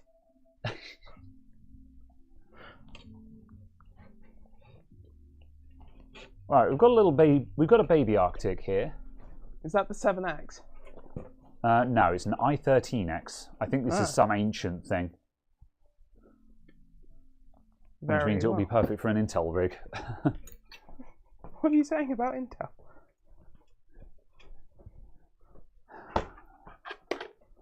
This must cool 300 watts. Yes. All right, that'll do. We've got a cooler. Right, motherboard, CPU, RAM, cooler, SSD can be. What are you? You're a 500 gig. Yeah, well, that why can don't go we just in use the one that was on the stream PC?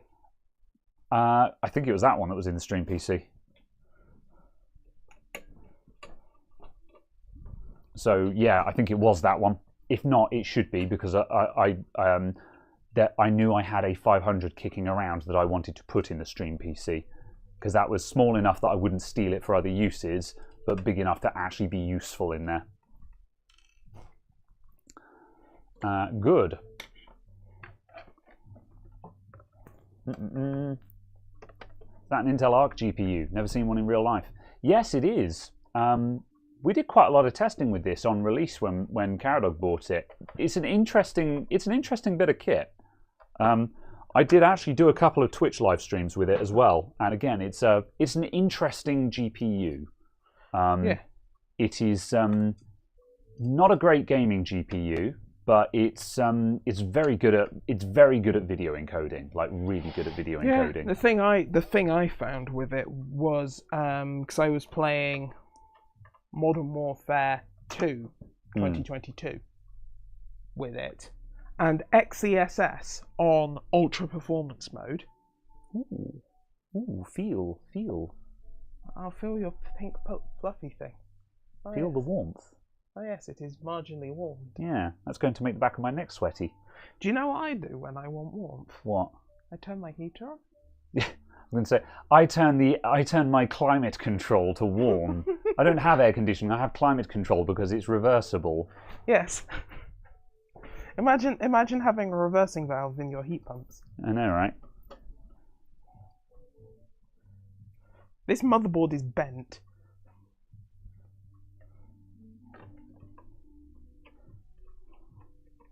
Okay.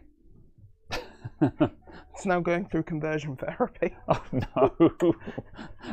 I didn't say anything because I was just like, I need to think of something that's not just an inappropriate joke, and then you just went straight for that. Anyway. Tighten the rack. Thank you, Sai. I hope this didn't cost more than like £5. So, yeah. Okay, right. I'm going to unplug that now. Cool. Yes, the back of the neck does indeed warm up. Clonk. And the back of my neck is now noticeably cooler, having removed it. So, yeah. That's kind of interesting. Good. That's neat. I will see how that goes. I am planning on doing an experiment where I just see how long I can go for without switching on the heating this winter, because I have electric heating, and I'm just like looking at the cost of electric. I'm just like, I wonder how many layers I can put on at home. You know? Did you fix your tariff? Not yet, because my tariff is really hard to fix because no one wants to just take over my my top-up meter. Can you not just get off of a top-up meter? I need to get on the blower to my current provider and get them to install a different meter, like a smart meter or something, and then I can switch providers. However, when I called up another provider and I said, "Hi, I want to buy electric from you," I gave them my details, and they're like, "Oh, you've got you have a top-up meter. We can't do anything with that." And I was like, "Can you just come and fit a new one?" They're like, "No." Yeah. So I need to call my current provider, get them to fit a smart meter, and then leave them, basically. Yes. Which is ridiculous and dumb and stupid, and I hate it. But apparently that's what I got to do. So yeah. So yes. Right. Also randomly that showed up in a box that I was ordering second-hand laptops, and a bunch of Ukrainian chocolates showed up apparently. So I'm going to eat one of these now.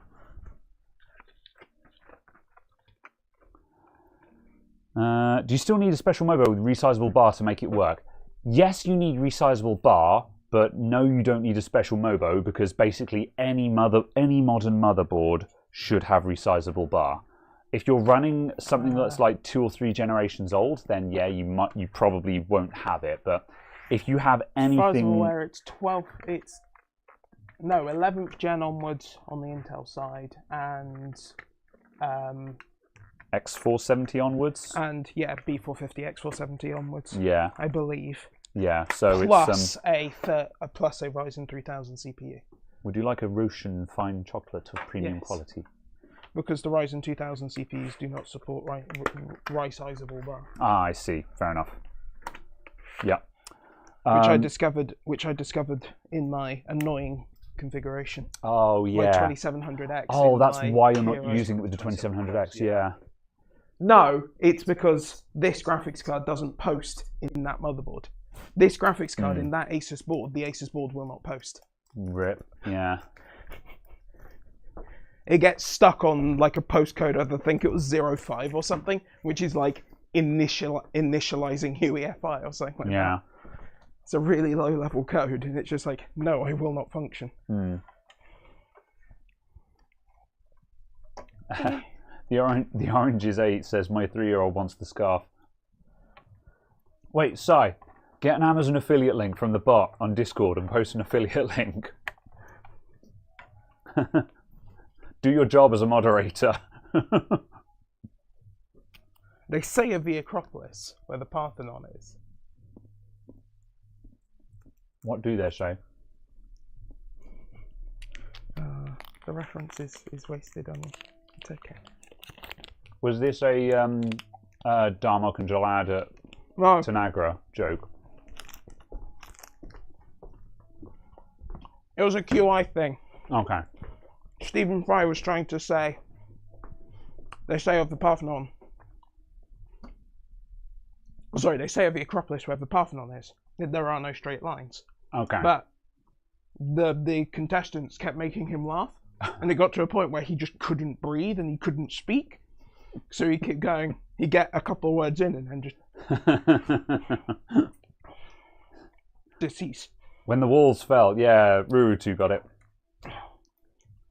Darmok and it is Darmok and Jihad. Darmok and Jalad at Tanagra. Yeah, I was nearly there. Yeah. Legendary Next Generation episode. If you watch, it's incredible. Yeah, if you watch nothing of Star Trek: The Next Generation, at least you're wrong. Yeah, but also if you don't want to watch the whole thing, that's fine. But just watch that episode. It is a very famous episode, and it is very, very good. It's just it's peak Star Trek Next Generation. It really is. It's also just kind of very, very good for kind of just looking at language. Yes, just to and communication. Yeah, just to hyper generalize the episode. It's Jean-Luc Picard is stranded on a planet with a captain of another ship who does not appear to speak English per se. He speaks in seemingly just in riddles and just nonsense chains of words. Like he just says, Darmok and Jihad at Tanagra. And Picard is just like, what are you talking about? And they both have to learn to communicate so they can get off the planet. And it transpires that this other captain, his people, they speak in metaphors and references. And what he's saying is Darmok and Jihad at Tanagra were two captains that put their differences aside and learned to work together to be an evil. That was those two captains, and Tanagra was the place when they did that. So he's saying, I am recreating Darmok and Jihad at Tanagra. that is what I'm recreating. And so that's what it turns out. And this is super interesting because you can actually look at this in a literal sense with modern memes. A lot of us internet denizens, we could make a string of... I was looking at this going, we could make a string of references to memes, like the cat at a dinner table with two women screaming at him. And you would know exactly what I'm talking about. But if I said that to a random person out in the street, they would go, what are you talking about? And we could have entire conversations like that. So it's almost real kind of thing. And that's really kind of interesting to me. The man who taps the side of his head. Precisely, yeah. So yes. Yes, and anyway, I find that super interesting. So that's it. Did you sell any of these builds yet? No, not yet, because they haven't been out on sale. So, yeah. Is this? The man who knew too many memes. Indeed. The man who could not be moved. Right, so cooler, SSD, RAM, CPU, motherboard, yes, graphics card, capture card, power supply. Yeah, we've got everything we need for that to work, haven't we? That's how that works. Good. Right, good. What do you mean I have to use my eyes? Ugh. Absolute peasantry. I can't just kind of fumble blindly around the back of the motherboard.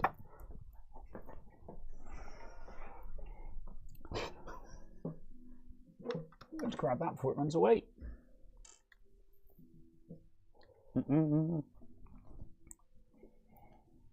And he kept talking in one long, unbroken sentence. No, we're not going to make Next Generation memes for the rest of the episode. I kind of, yeah, I should watch Next Generation again. It's been a while. Do you know what you should do? What should I do? You should watch the Blu-rays. Probably, actually, yeah, just so I can see it all in high quality, yeah. Although that much being said, it is astounding. Yeah, the last time I watched it would have been your rips, but they probably would have been DVD rips. Yeah, they were the old. They were not the remasters. Okay, yeah. Because the remasters and rescans that are on the Blu-rays are, the quality difference is astounding. They did a really good job. And it's just such a shame that they can't do the same for Voyager and the S9. Yeah, because that's a good point, actually, because every time I think about... Just because Voyager and the S9 started slightly too late to be film and were shot effectively straight to tape. Yeah, I mean, it was also just a cost factor as well. Shooting to tape is a lot cheaper than shooting to film. Yeah, but they shot to film the entire way through TNG. Yeah. But TNG season 5, 6, and 7 were at the same time as DS9 and Voyager season 1 and 2. Oh, yeah. And I suppose given the fact that they were greenlighting more Star Trek shows, they obviously felt that there was enough money in them, so why not give them the budget? But so, it was because obviously it had already started that they just continued in that method. Yeah, fair enough. Yeah. Yeah, that's the other thing. Every time I think sort of, I'm going to watch The Next Generation again, I'm just like, oh, maybe I should, because I haven't seen DS9 or Voyager. So that's the thing. It's just DS9 is absolutely worth a watch. Yeah. There are a couple of episodes in that are absolutely, possibly the best TV that exists. I'd heard that DS9 was one of those doesn't get good until like the third season shows.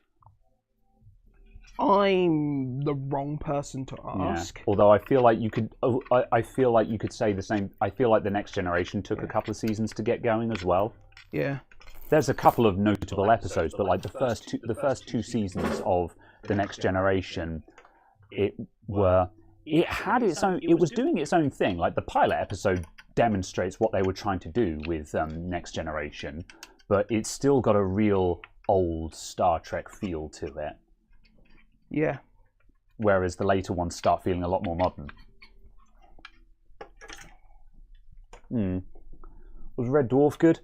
Red Dwarf, I haven't seen enough of it to really comment, but I think Red Dwarf just isn't my humour, because Red Dwarf content I've seen, like, I get the references, but I don't know, it just, yeah, I think it's just not my humour, if I'm honest. I don't want to say it's bad, because there's lots of people that like it. It's famous for a reason. But I think just, yeah, the humour just doesn't tickle me. Suffice to say, like, at one point, that Red Dwarf did a special where they got the gang back together, but also, and I sat down to start watching that, but I actually switched off halfway through. I was like, nah, this ain't clicking with me. But also that was because they were doing a Red Dwarf in the real world, and I really, really hate that trope. So it was off to a bad start. But the other thing is, there was no laugh track on it.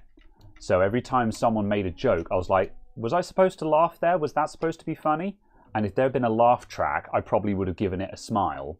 But because there was no laugh track to tip me off that that was the joke kind of thing, I was like, not sure if this is supposed to be funny or not kind of thing, you know. And that kind of says something as well. Yeah, I never found Red Dwarf funny, but I did certainly find it entertaining. And also, again, it's one of those shows where I think you can watch it as a mirror. You can watch it as a mirror of society. Yeah. Which is what I think good sci-fi is. Yeah. It is a mirror and a lens on which we view society. Yeah. And through which we view aspirations. Yeah. Yeah. Young Ones I never watched, so can't comment on that. IT Crowd, I've seen like the first 2 seasons of the IT Crowd, and I did find it, I thought IT Crowd was funny, because the IT Crowd did a really good job of taking the piss out of the main characters as nerds, but also everyone else for being computer incompetent. You know, like the classic, hello IT, have you tried turning it off and on again joke? Like, I will always find that funny, because every day I fix a computer by turning it off and on again, you know. So that one will always land with me for that reason, you know, and just the other running gags in that, you know. So I mean, yeah, and as is my one is a reasonably common thing sort of in the offices. Have you tried going to the correct website? Yeah. I can't sign into the website. Well, are you on the correct website? No. Yeah, and like IT Crowd was really good at banging off of that humour. So yeah, I thought IT Crowd was funny. So yeah. Do.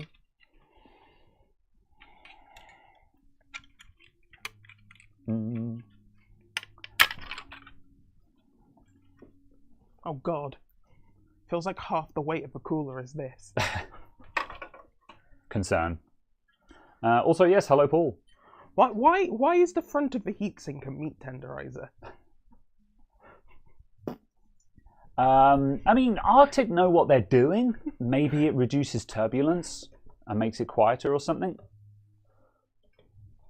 I could believe that. If you have laugh tracks, then the gags are not that good. Yeah, It depends on the thing of, like, if it's recorded in front of a live studio audience. Yeah, it's supposed to emulate that, but at face value, I agree that a laugh track, if you need a laugh track, then that proves that it's not funny on its own. But also, I think that a laugh track can help amplify the humour, because then if you're sitting and watching it on TV, you feel like you're laughing with a crowd instead of laughing on your own, kind of thing, which can help make you want to laugh more at it. So I don't hate laugh tracks per se, but I think it can be very telling if you take away the laugh track and suddenly it's not funny. I think that is, yeah. And again, this is not to say that I don't think Red Dwarf is funny. I think I I think I just watched the wrong content as my first exposure to actually sitting down and watching some Red Dwarf. Yeah, I never found it funny either. I think that special probably would have been more funny to people who were familiar with Red Dwarf already. It wasn't for me. Yeah. Yeah. Only Fools was great because, I mean, Only Fools and Horses had the laugh track, and it would be that would be a very good example because I think Only Fools and Horses is funny. So, like, if you took out the laugh track to that, would you still laugh? See, I never found Only Fools and Horses funny at all. I don't think I've actually successfully sat through an episode. Oh, fair enough. Yeah. So I always found it cringe humor. It can be, yeah. And yeah. I'm just I hate that as an attempt at humor. Big same. I don't like awkward humor or cringe humor. Yeah. So yeah, this is one of the reasons why why The Office didn't click with me, because The Office heavily relies on awkward and cringe humor. Yeah, certainly the UK Office. Yeah, the UK Office specifically, and by extension also. I've forgotten the name of it now. No, it's gone out of my head. There was another show that was a bit more modern that was similar, where that was again cringe humor. But yeah, Only Fools, it was a bit of a mix. They did do some cringe humor where it was funny because it was a very awkward situation, but that wasn't the entire basis. That's just something that they did sometimes. There was plenty of other stuff that was funny at face value. It's kind of like just any time they asked Grandad for anything, he'd be like, during the war, and he would start regaling some just unrelated story. And like that as a running gag was always funny to me as well. Yeah, I guess it's just because I find that annoying. Mm. Like, I hate people who do that. Yeah. And as soon as someone does that, I just cut them out. See, I find it funny because I'm just like, he's doing that thing that annoys me when people do it in real life. He is a parody of the people I don't like, yeah. Which is why I find that funny. But I see what you're saying though, yeah. Dad's Army. I haven't watched Dad's Army in a very long time, but I seem to remember enjoying that. Yeah, and it's funny because I remember enjoying Dad's Army. Yeah. Peep Show didn't land with me either, no. I think. Oh, what was Peep? It was the one where it was all shot in point of view. That was their gimmick. I forget. Who was in Peep Show? Someone who was the people who did Peep Show. He needs to know immediately. Yep. Carol, it's more the case of I need the faces. Oh right, yeah. Oh yeah. Oh, he's got it. Yep. Michael and Webb. Oh yes, Mitchell and Webb. Mitchell and Webb. Yep. People. Yeah. Yes. Yeah. Mitchell and Webb. This has only got one. Oh really? Because they're ones and they're ones. Yeah, so fine. Yeah. Just mount it high. It'll be fine. Yeah. Oh yeah, it's still nearly a full. Yeah. It's over a full slot of clearance. Yeah. It's not like that card has a big load on it. So yeah. Yeah. Yeah. Mitchell and Webb, I do find funny, but just Peep Show didn't land with me. I kind of appreciated what they were trying to do with it. I just didn't like it. I don't like point of view filming like that. Oh really? It was an interesting gimmick. I just don't think it works. For point of view filming like that, what did you come with us to see Hardcore Harry? The first person action film? Yeah, apparently not, because I don't know what that is. Okay. I thought it was a very simple action film, but it was very, very well shot to make the first person perspective work the entire way through a 2-hour film. Yeah. And so on, and just all of the way they did stuff. It was certainly incredible from a cinematography point of view for working out all of those scenes and making it all work. Yeah. Story-wise, reasonably simplistic. Dialogue-wise, reasonably simplistic. I think because it was translated from Russian. So obviously there's going to be a little bit of a nuance there. But I thought it was actually very, very good for what it was trying to do. Be a feature-length film, only in first person. You are the character and things like that. I would certainly be interested to have a look. I'd like to see it, quote unquote, done properly, because I think Peep Show was limited by the equipment and sets that they had.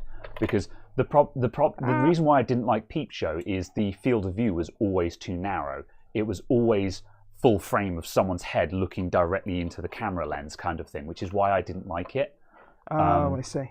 Whereas I feel like a full film that has actually been planned out and filmed properly, where they've got the sets and lenses for it, they can do that in such a way that actually makes you feel like someone in that room looking at someone instead of a camera in someone's face, which is what Peep Show always seemed to be for me.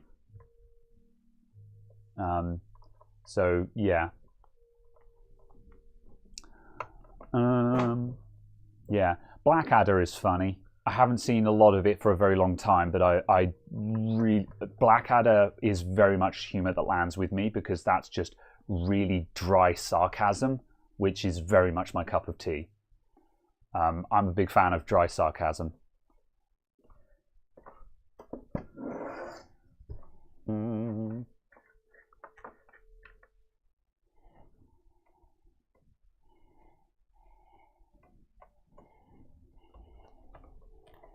Right. Through there? Oh heck. What? Yeah, I was just thinking about SSDs and data, and I was like, what SSD was in the streaming PC previously? Because it is already set up with OBS on it, which would just save us a job. And I'm just like, because if it was that SSD that was previously in there, then I've nuked it. But I'm just like, was that the SSD that was in the streaming PC? I think it must have. Because that's Win 11. I've got a couple of loose SSDs over here, but I don't think it's any of these. Ah. BitLockered. Oh, that's nothing. That's to reuse. Win 10. Might be one of these. I'm just going to quickly...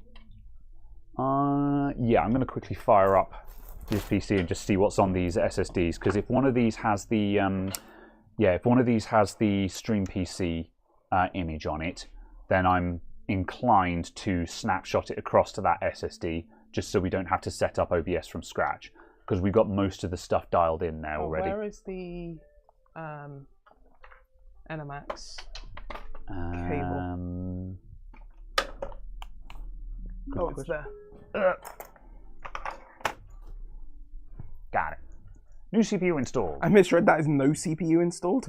That would be quite a trick. It's like, yes. Oh. Oh. I see. Oh. Oh.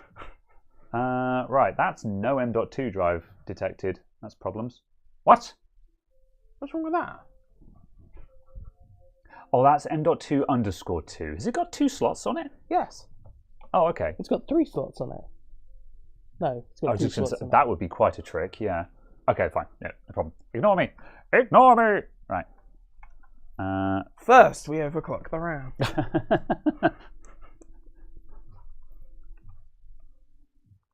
Alright, I'm going to plug these in and find out, because if they have... Oh, resizable bar! Excellent. Oh, yeah. Neat. Very well. Right, local disk I, user... What do you have on you? Local disk H. What CPU is it? It's an 8700. I'm surprised. I'm impressed that a Z370 has resizable bar.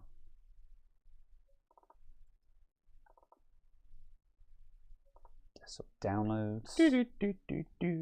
Oh, I see. Enabling access to XMP made the SSD disappear. I see. Right, I think neither of these SSDs was the one from it, because none of them... what about program files? No, neither of these have OBS installed on them, so neither of these could have been the one. Yeah, I think that 500 gig one was probably the one that was previously in there, and I've nuked it, so we'll just have to set it up again, which is annoying, but not the end of the world. To be honest, it's not a bad thing to have to reconfigure everything now and then, because it just means that you keep refining and only putting in what you need. Why did enabling XMP mean the SSD disappeared? I don't know.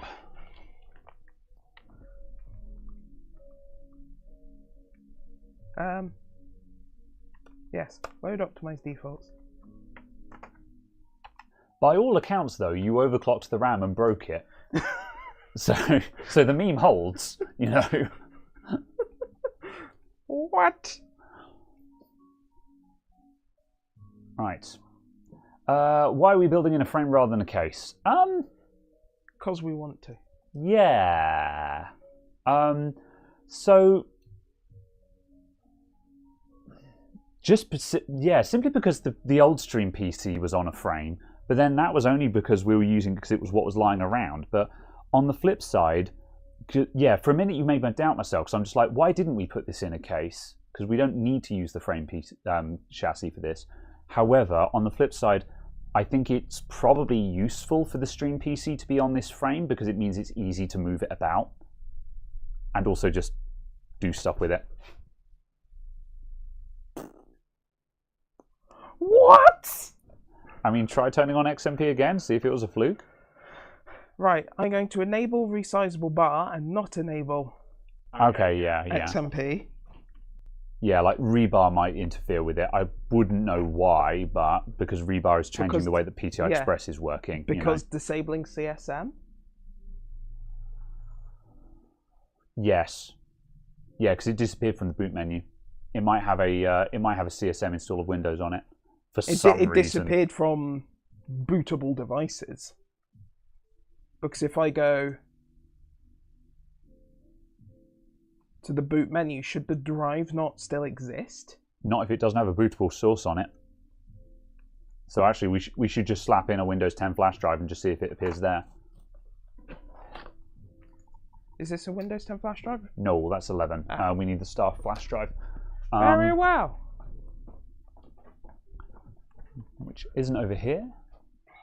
Where the heck is stuff? Is it there? No. Is it in here? It is. It went to the LAN party. Oh, this motherboard has Tweaker's Paradise on it. Interesting. Yeah. I mean, it's only a Prime, but it is a Z series, so... Yeah, that surprised me. Good.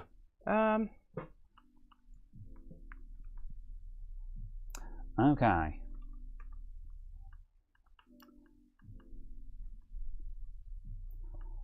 So you can take the stream on a road trip. Yeah. That much being said, if we wanted a portable computer, there are better ways of doing it, but I don't know. Laptops. But yeah, potentially. Intel VMD stuff? No. That won't be on by default on this.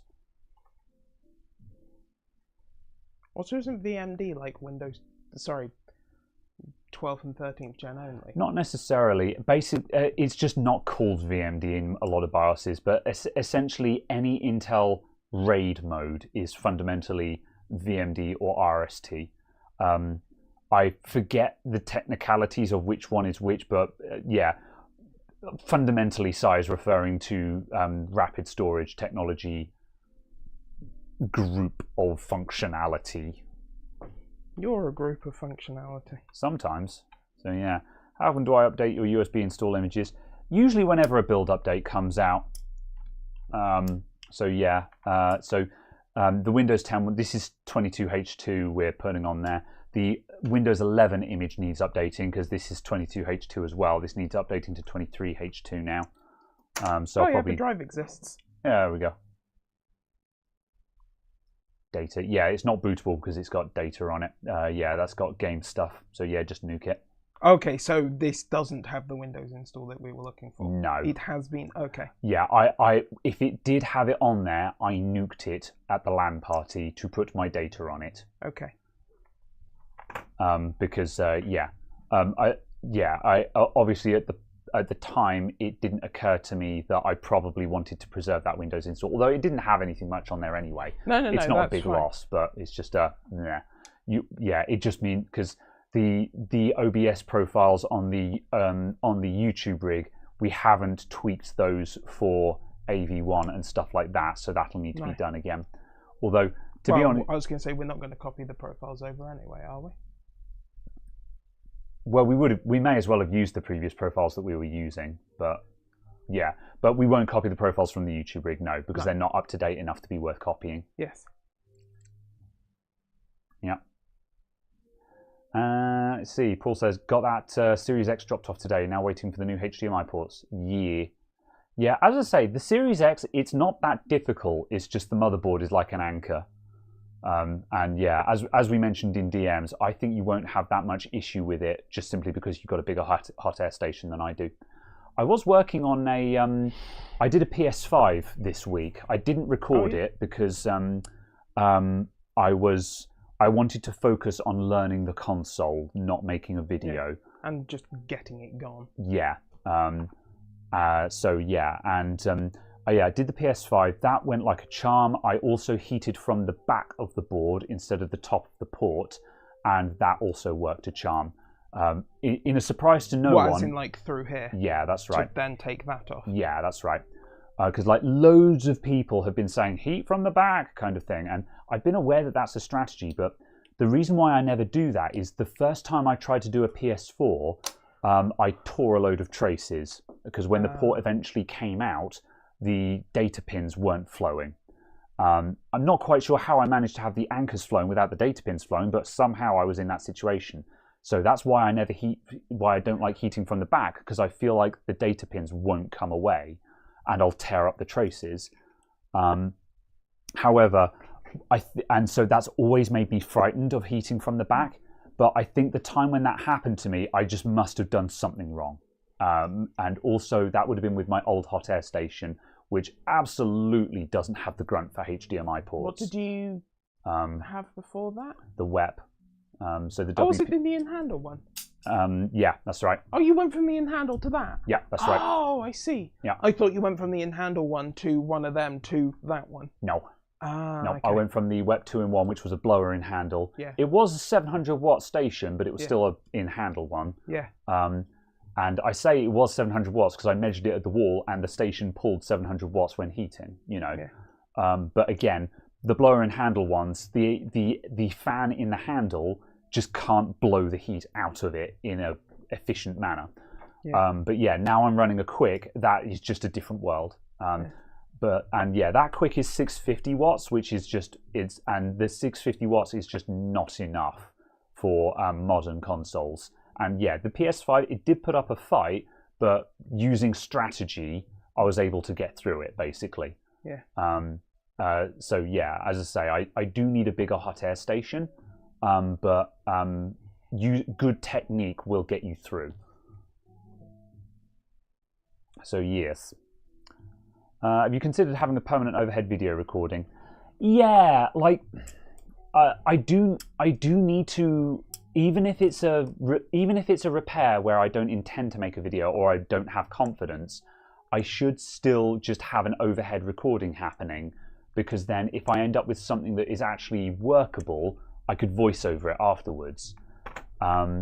But it still means I've got to focus on like making sure I've got OBS recording and doing the scope capture and stuff. And once I'm doing that, I may as well commentate in real time. And also just, I don't know, sometimes I just want to go fast. So, and if I've got just a single overhead, I don't think I'll have anything that's worth working with. So, however, ultimately, is it worth doing it just for going, that's where that goes? Yes, this is true. Yeah, that's a valid point. Yeah, but not necessarily for releasing, just kind of that cable ran like that. That's why it's not closing. It does also just depend on my confidence level at the time, because my confidence level goes in waves. There'll be times where I have a string of no fixes and my confidence sags, and I don't feel like I want to record the heavy duty stuff. But then there are other times where I get a couple of wins and I'm like, no, I can do this. I do know how to fix this stuff. I am good at what I do. And then I start recording stuff again, you know. Yes. Yes, Paul. Just have it all automated. Yeah, this is true, yeah. You have Paul's hacking set up with his friggin' motion sensors. Well, I mean, I'm most of doodads and his... I mean, I'm most of the way there because I record in quadrants anyway. Yeah. You know. So yeah. But at any rate, yes. At the moment, I am currently, as of this week, I'm in a high confidence state because I did successfully fix the PS5.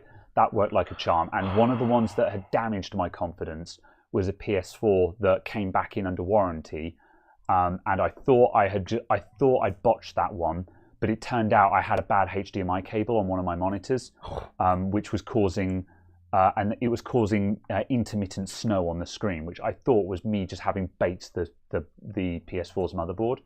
But it turned out it was just a bad HDMI cable that didn't work when HDCP was active, but it was fine without it, which is why I didn't realize it was a bad cable. What? I know. All I can say is that HDMI cable works just fine with PCs, but when I plugged in 2 different PlayStations, it didn't work. So I thought I botched the PlayStations when actually I had not. It was a bad cable. And once I realized that, my confidence then swung back up because I was like, no, I did do it right. I got screwed by a bad cable. Yeah. So yeah. The next time a PS5 comes in, that will be on video. And also I've got like 3 Xboxes in. Just, yeah, console repairs are a building. I'm getting into consoles. I'm not going to get big into them. I'm just going to stick to like HDMI stuff and that kind of thing. But I'm trying to practice on them because I had a conversation with a customer today where I pointed out, a good repair shop needs to have their eyes set 5 years in the future. And 5 years in the future, MacBooks are not going to be fixable because everything is going to be paired. On the brand new ones, the screens are... What are you looking for? The Wi-Fi. Where are all of your doodads? There. Yeah, because on the brand new iMacs, the screens are paired to the logic board, which means basically you won't be able to replace them. And just combined with the fact that, the NAND is soldered on, the RAM is soldered on, I believe we're getting to a point where MacBooks are just going to be literally unfixable for all but very minor issues. And so I'm like, I need to make sure we've got a new generation of consoles out, the Series X, the Series S, and the PS5. A computer shop that wants to make sure there's a revenue stream in 5 years should be learning how to fix them, in my opinion. Because yeah, that's the thing. The repairs come and go. Or get good at upgrading them to PC. Yeah. Well, yeah, but this is the other thing. Like one of my other bread and butter things, upgrading iMacs to SSDs. The new iMacs, ever since Apple Silicon, have built-in SSDs now. The days of making easy money by putting SSDs into iMacs from 2012 to 2020 iMacs, this time in 5 years, those will all be obsolete, and it won't be worth putting SSDs in them anymore. That revenue stream is going to dry up. You need to be thinking ahead now. Now is the time to be looking ahead and finding other revenue streams before your existing ones dry up. So yeah, got to sell them latitudes. See, that works at the moment, but for how long? Keep your eyes on the horizon because it might take you a couple of years to learn the next thing. We'll still have exploding caps. Yeah, hopefully. But that's the thing, yeah. Yeah, that's the thing, Paul. You said how you've been doing more PC laptop repairs, and they are a pain in the ass. But again, you got to look at the writing on the wall, and you've got to make sure that, like you might find other revenue streams that mean you don't have to do PC laptop repairs, but in the meantime, you've got to make sure that you're practicing on everything so you can pivot into whatever is actually making money. Do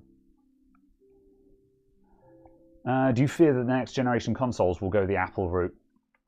I'm not sure. However, HDMI port replacements on consoles, I think that will be eternal, because like a lot of the time you think, who the hell is breaking their HDMI ports? But the fact is, consoles are usually set up by kids, and I can look at any one of the consoles that have come into this shop, and you look at the back, there's scratches all around the HDMI port where kids take it, where mum says, play on the Xbox in your bedroom. And they rip all the cables out, carry it up to their bedroom and go, and put all the HDMI in the back, and they break the HDMI connectors. That's, even if I know nothing about the motherboard repairs, those those HDMI port replacements, that will continue to be a moneymaker, I think. Up until such time that we move away from HDMI, but I can't see that happening. HDMI isn't going anywhere in a hurry. As well, not within the next 5 years anyway. Not within the next console generation, which will be what, 6, 7 years? You know, how long are console generations? 8 years. Yeah, so like HDMI port replacements will be a sure thing for at least the next 5 or 6 years.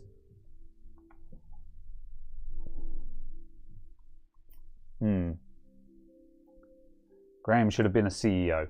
I mean, I don't know about CEO, but like I say, you're running a business, because this is the thing. This is why I kind of it's kind of like I haven't watched the whole series, but recently Linus Tech Tips, they did another video where they bought like half the stock from a mom and pop computer shop, and it was one of those classic computer shops where they have a stock room and shelves filled with obsolete components, and I'm like, because they're not looking ahead. They just think that their business plan will work forever.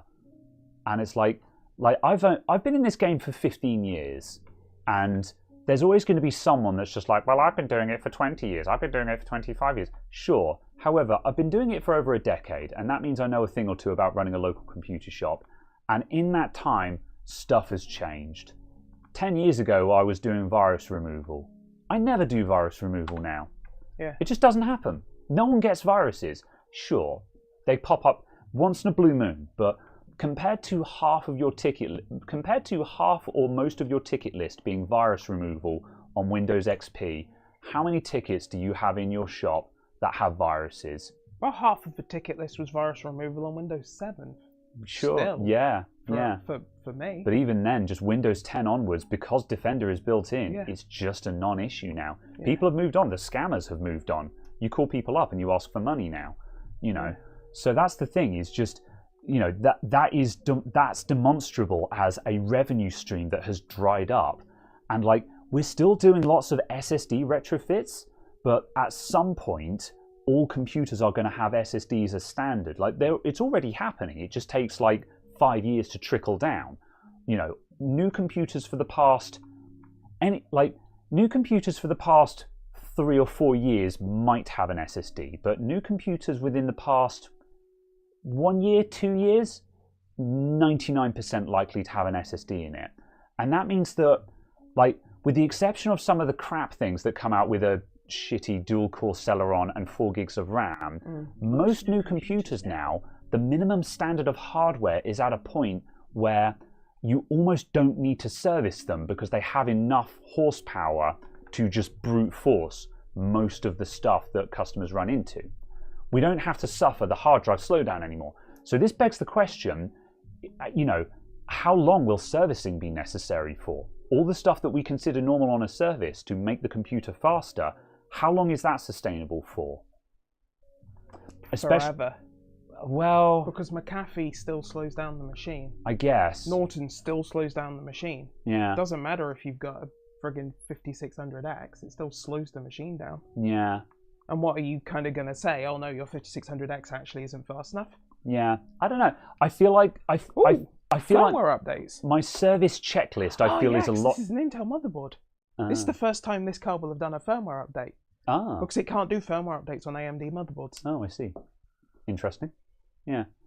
I certainly feel like my service checklist is an awful lot shorter than it used to be. Ah, yeah. HDMI firmware is updating. Yeah. Huh. Neat. Yeah. This is the monitor compatibility firmware update that came out like 2 weeks after launch. Yeah. But obviously we've never been able to apply because Intel hasn't been relevant for 3 years. Are you okay, Intel? I'm not sure. I've had a 5950X. Yeah. Intel's not been relevant to me. We'll do SSD replacements, but for bigger SSDs. This is true, yeah, because certainly the first generation of SSD computers all are 120 or 250 gigs. So yeah, I think there will be a lot of mileage for those. Like certainly, I've certainly made plenty of money upgrading MacBook Airs from 120 gig SSDs to 512 or bigger SSDs. So that's fair. But yeah, at any rate, I think. But yeah, at any rate, yeah, this is my point. Is if you're a computer shop, you got to have your eyes on the horizon. You have to know that the thing that is making you money now won't be forever. YouTube won't be forever. There will be a day where this channel doesn't make money and does not pay my bills. And when that happens, I need to be ready to pivot into something else. What are you giggling at? Please do not use HDMI splitters to bypass copy protection. Please. They must be required to do. They must have like Hollywood. Like Hollywood must be suing them, saying, you know, you can't bypass this, and they must be required to put the warning labels on it in order to not get sued into the Stone Age. Yeah. So yeah. I have an A770 on a Ryzen 7700. Sure, I've seen a firmware update. I mean, can they do any updates? Well, there'll be driver updates. But I don't think they can do any of the firmware updates, because I remember talking to Oeto about it. It apparently uses some arcane, weird feature of the Intel processor that emulates PCI Express over a non-encrypted EC2 bus of something to communicate via Eldred Rooms and Moonwater. Oh no! Yeah, like I can kind of see what you're getting at. Yeah, there is it in the same way as like the onboard Wi-Fi card can update through the PCH on laptops or something. Yeah, it uses some Moonwater Intel communication protocol. Yeah, I hate it. Yeah, I don't know. I don't know exactly what's going on, but I understand the theory that's being proposed there. Yeah, and there is disgusting. Some Moonwater. Yeah, you know, Arcane Runes Intel Edition. Because it is one of those things where it's just like, why is the BIOS not just updating the firmware? Why does the video BIOS not update the firmware to the HDMI? Because the video chipset, because the video BIOS can't be updated. Why can't the video BIOS be updated? Because of the special Intel source communication protocols. But AMD and Nvidia can update their video BIOSes just over PCI Express like a normal person. Yeah, I don't know. Woman screaming at child in back of car. Why can't you just be normal? Yeah, here comes Moonwater. You know, you've got to dilute the BIOS update to increase its potency. You know. There's an alchemist joke in here somewhere. Yeah. Yes, and it will be gold.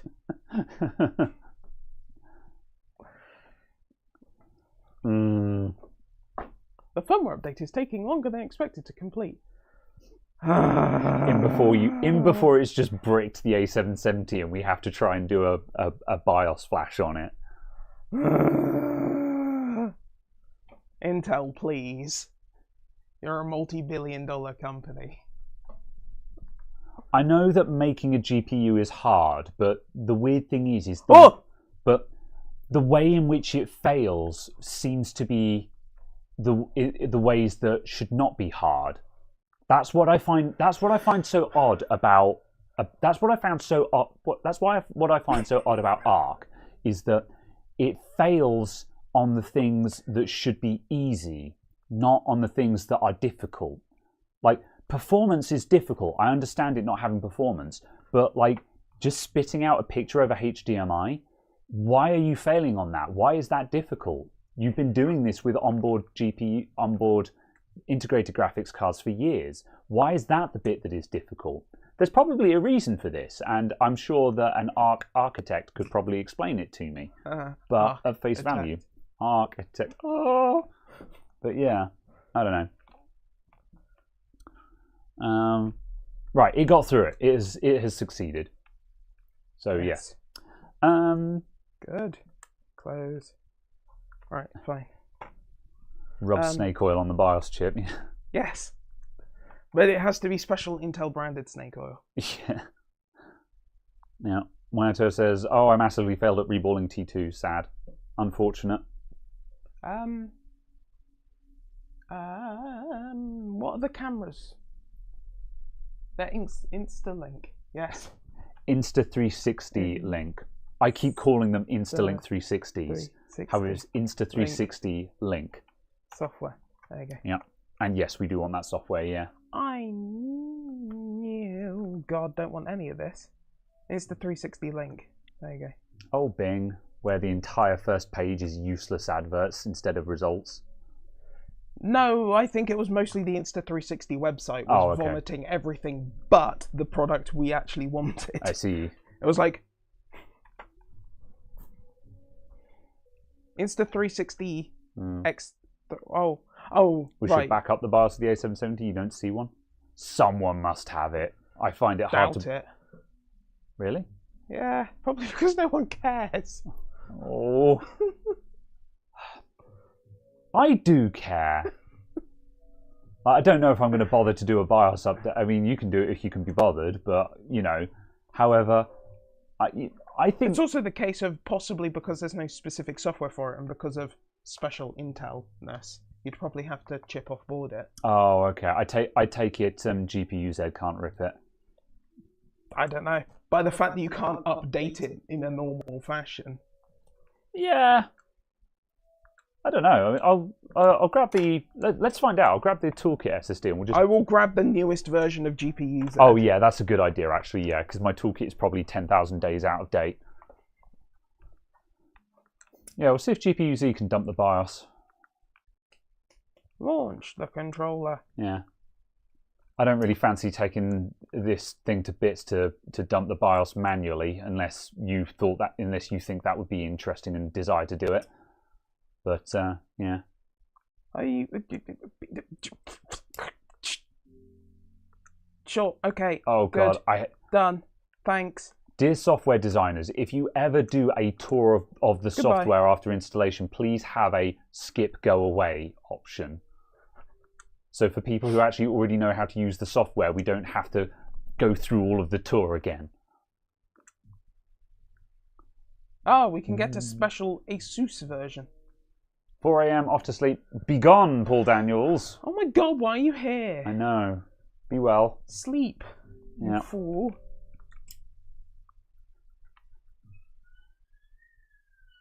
Oh, do you reckon it's worth seeing if the Live Gamer Mini can capture the output from the A770, having had the HDMI output? Because we couldn't capture the output from this card from anything other than the cheap ones before. True. Yeah, might be interesting as well. How do I? I've never done it. There. That's dump BIOS, I believe. Save. Submit to online database. BIOS reading is not supported on this device. There you go. Yeah, you'd have to chip off board it to dump Save the BIOS. to file. It's not supported on this device. Interesting. Yeah. There you go. Well. Oh no, my A770 does not support PhysX. I can't believe this. Now how will you play Borderlands? Yeah. Yeah. Yes, if people cared, I would dump the BIOS from it, and Caradog didn't mind me taking it to bits, but... Do we have a display port to DVI, D-sub, or HDMI? Oh, I see your point, yes. No,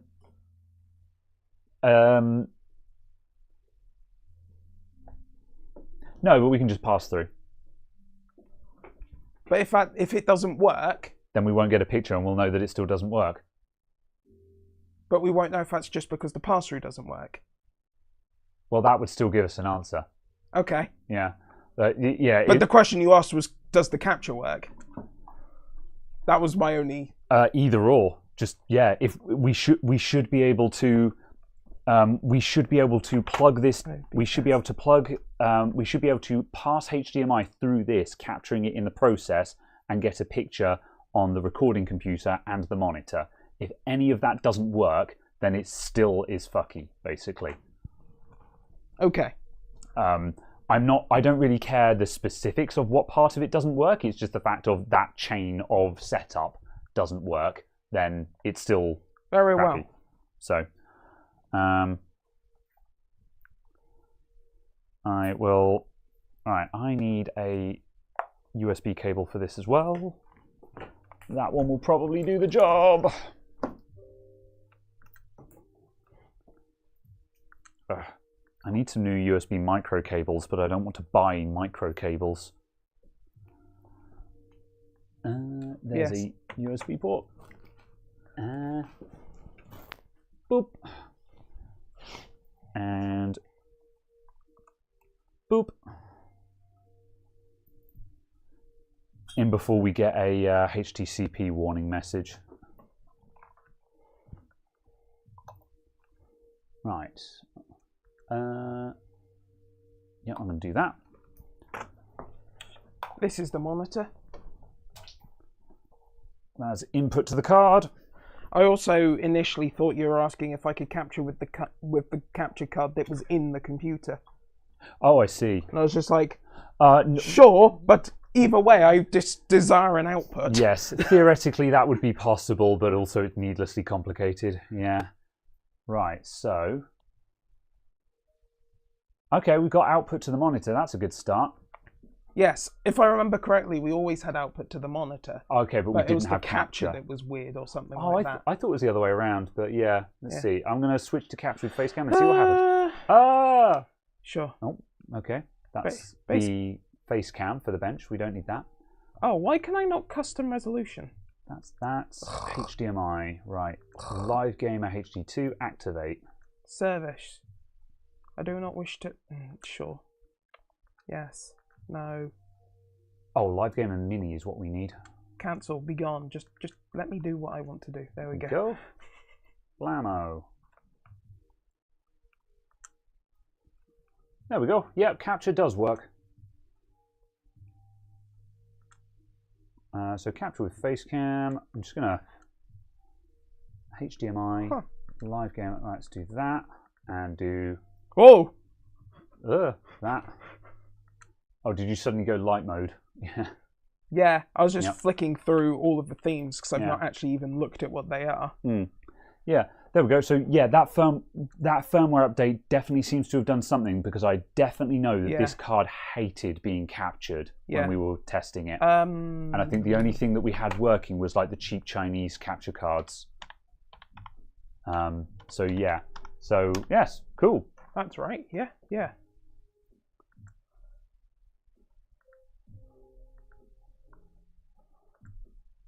Huzzah. How to back up TPM to install again, same hardware. I think you don't. Yeah, if you're installing again, if you're reinstalling Windows, you don't need to back up your TPM. You've got to back up your data. But yeah, if you were changing a CPU or a motherboard and you want to boot your BitLockered drive, or if you're updating your BIOS, then the recommendation is to switch off BitLocker, do the updates and stuff, and then switch BitLocker back on again. Oh, yes, of course, none of the settings are there. I haven't rebooted the machine after installing the drivers. Lead Farmer was right. What? Lead Farmer was just like, reboot. I was just like, oh yes, I haven't actually. Yeah. And normally I'd be like, normally I would disregard. However, at this point, it was just like, no, actually, I do need to reboot. So. I entirely forgot to actually, do the things. Also, back up BitLocker key, print to PDF. Yes, that is a good idea. If you're ever dicking around with your BitLocker, make sure you've got your keys, because it's bad times. Or make sure it's on your Microsoft account. Yeah. And then you've got the file separately. And also make sure you're backed up, so it doesn't matter if you lose it all anyway. So, it's mostly just because the configuration is sometimes annoying to be like, oh, now I have to reconfigure Windows. Yeah. I had all my icons on my desktop in the right order, and I had my wallpapers, and you're just like, oh, if only I had backed up the backup of my encryption key. Yeah. Somehow people managed to get their BitLockers in a twist. I had a laptop in week before last where...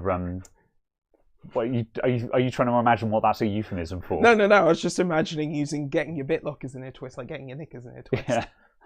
He's got his BitLockers in a twist today. Yeah. Well, he's in a right mare of a mood. I had a customer who their laptop was BitLockered, and they were signing in using a Microsoft account, but the BitLocker decryption key wasn't backed up to their Microsoft account.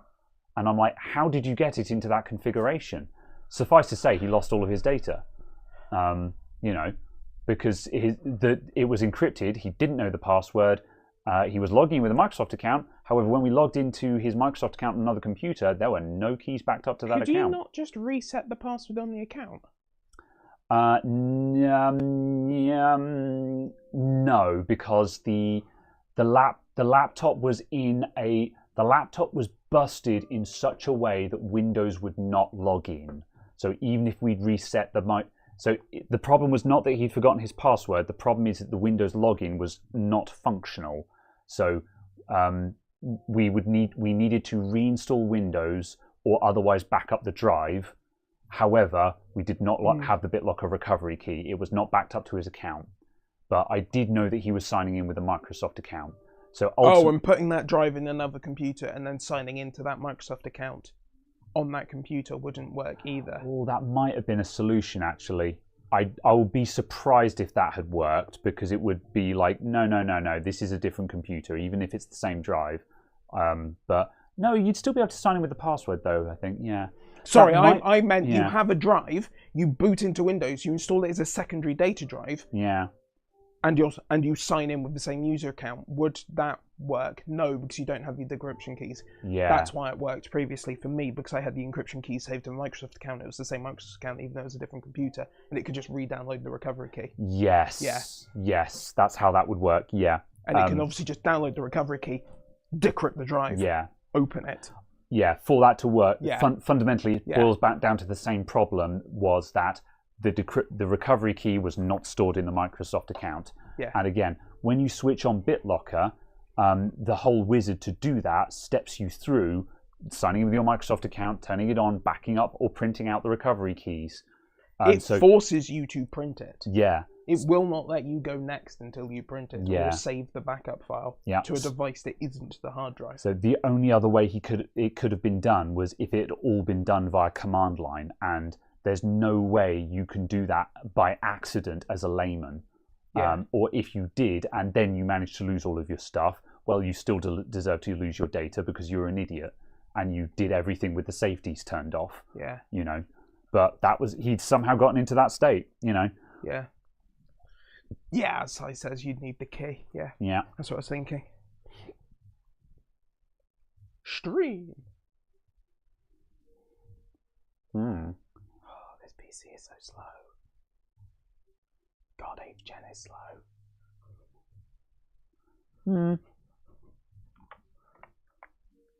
Don't know how good that SSD is, to be honest. It's just some grot SSD kicking around. It's still an SSD. Yeah, it's true.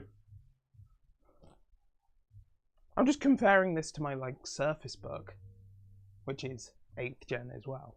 I think. Maybe. All right. 7th gen, 8th gen. Yeah. Good. Okay. Right, so that's functional. OBS needs further configuration. So are we going to carry on just tinkering with the OBS setup on this, or are we going to build another system? I don't mind. The 3 main computers that I want to build and sell have been built, with the exception of the Corsair, which I need to do additional work on. And I can't do that until I've ordered RGB controllers. Otherwise, I would do it now. Oh, because that says audio. Yeah. At some point, you mentioned you wanted to bash together one of the 4th gen ones for something cheap. Is that still on the cards? Yeah. Interesting.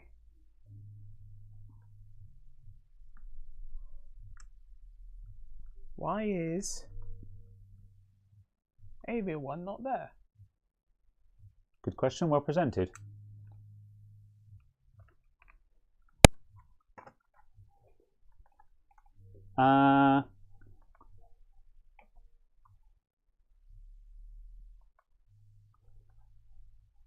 Oh God.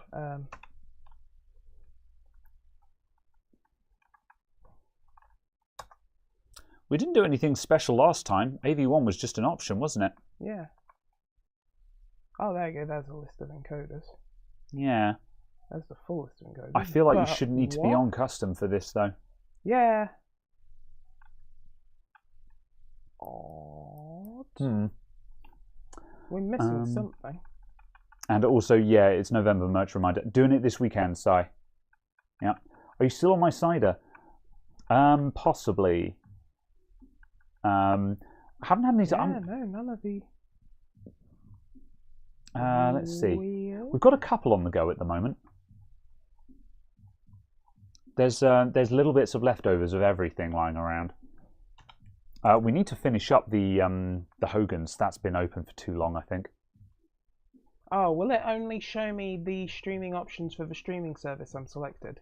Oh, yes, most likely. So, yeah. Yes, there you go. Very, very strong likelihood. Oops. Yeah. There you go. Yeah, now you selected YouTube. Now I've selected something that isn't ancient. Yeah. Yeah. There you go. CQP. My BIOS reset after trying to enable XMP. Your BIOS reset junkies your previous install. The BIOS reset shouldn't have messed up your installation. It shouldn't have messed up your TPM. Make sure that you've re-enabled FTPM or whatever the Intel equivalent is. Yeah. That would do it if a BIOS reset disabled your FTPM or the Intel version. That might screw things up. But then actually, if that gets disabled and then re-enabled, no, because that's saved. Where does FTPM save its keys? I don't know. It must be in BIOS, so maybe a BIOS reset would do that. Yeah. Well, if you've got no BitLocker, then it's not a problem, is it, Lead Farmer? So yeah. Yeah, FTPM would save the keys in BIOS. Yeah, so I guess it makes. Yeah, it seems a bit. It seems a bit odd that a BIOS reset would nuke the keys like that. That seems like a really bad way to design the system. But I don't know. I've not done a lot of it. I have been encountering BitLocker with increasing frequency, and like going back to the whole you need to start learning stuff thing. I'm getting to the point where I think I need to sit down and really start learning BitLocker properly, because yeah, it is becoming more and more common to see BitLockered systems, and knowing how to wrangle BitLocker, I think, is becoming more and more important. These things are just like, I don't really know. I need to actually find out. Stream bitrate 80 megabytes a second. Oops. So that should do what I think it does. Yeah, because at the moment I know just enough about BitLocker to get by, basically. But there's still lots of situations where people go, if I do this, then this, will that work? I'm like, I don't know, actually. You wasn't using BitLocker. TPM should have no impact then. If you're not running BitLocker, you don't care about TPM. TPM is completely irrelevant unless you're BitLockered. That's what TPM is for.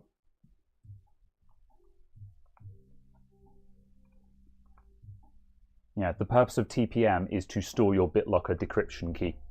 So if you're not BitLockered, it shouldn't make a difference. Something else was wrong there in that case. There you go. That's at least the base profiles. To set anything else up, we'll need everything else plugged in for the devices to exist. Yeah, that's fair. We can do that on a flying thing on the next one then. Yeah. Ah. Ooh. Cool. Gonna need to activate. Am I gonna bother activating Windows on this? I kind of want to. I don't like having unactivated PCs. Not that it makes a difference, but just because I like to activate all the motherboards I have, because at some point, if I put it in a customer PC, I don't need to think about making sure it's activated. Yeah. The only thing to be aware of is I did stick 10 Pro on here. Yeah, it might have last been set up for 10 Home or something, but that's fine. I need to do a test run with Gamers. I was going to say, for £6 or whatever it is. Yeah, Gamers Haven or whoever they were that seemed to be, that Sai was using for 10 keys. Yeah. Yeah. And you can still use 10 keys on 11, right? Yeah, yes. Yeah. Cool. Yeah. Okay, this is functionally up to date then. Good. I'll just need configuring once we plug all the bits in. Yeah, yep, do that next time. Okay, right. Cool. Are we going to bash together something else? Yeah, so, Which case do you want to use? It's up to you, to be honest. Do any of them come with cheap, crappy Chinese RGB? Because if they do, that's handy. Yeah. I think the Aero 1 has still got... I think both of these Aerocool cases, I think, have all of their RGB still. I don't think I've stolen anything from them. So yeah. Let's pull out the Aero 1, because it's on top, and just see if that is feature complete.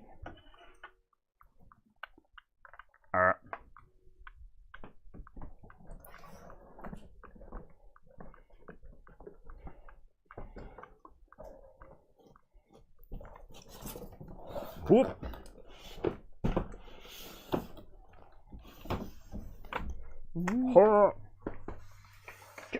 Shibbit, fibbit, hacking. Shibbit. Yes, enable XMP, save, save.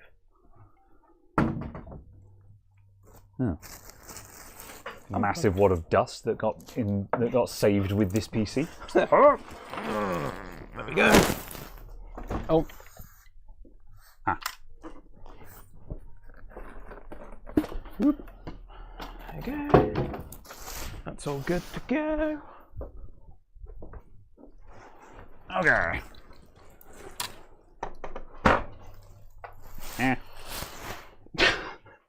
Much dust. Yeah. Only the highest quality parts. Okay, right. This looks like it's complete.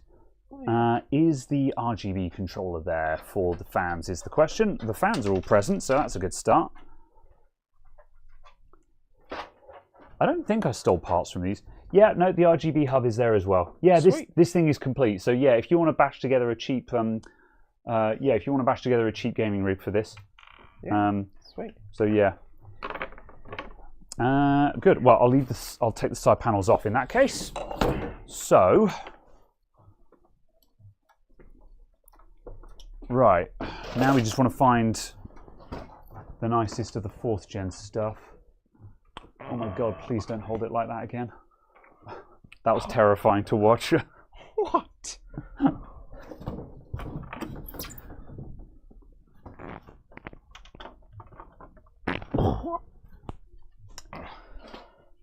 Yes. Right. The Gigabyte one. And then the Asus one. Yes. Which I'm not going to do that because it's got the cooler still mounted on it. Understandable. Have a nice day. Yeah. A board under its own weight, I'm quite comfortable with. Yeah. A board with a kilogram of Noctua on. So I was gonna do that one. You're going to use that one. Yep. Yeah. Okay. Do you have a? No. Oh. What are you thinking? Well, just because it's a white motherboard. Yeah. Oh. It'll be a feature. I don't know. It's up to you. Yeah, it was purely. I was just like, yes, but we don't have any of the RGB options. Yeah. For that case. Oh, for this, yeah. For the white case. Oh, are you thinking? Yeah, you're putting it in the XPG. Yeah. I mean, we could swap. I mean, we could swap the Aerocool fans into the XPG case. Nah, we'll just stick it in here.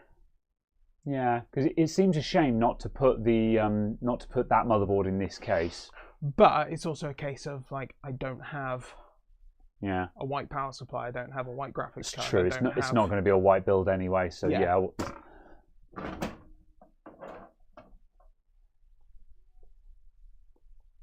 Oh, there's your RAM. Indeed, there is some RAM. Bam. Cool. Very well. All right. So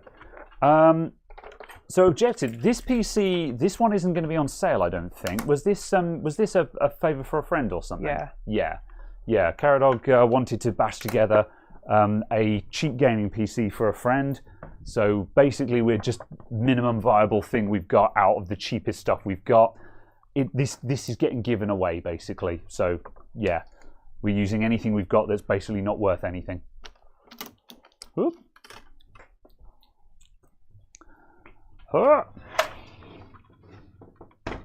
Right, have we got standoffs? We do. Are the standoffs in the right place? They are. Huzzah! Right, power supply. Oh yeah, power supply. We were going to. I've bought one.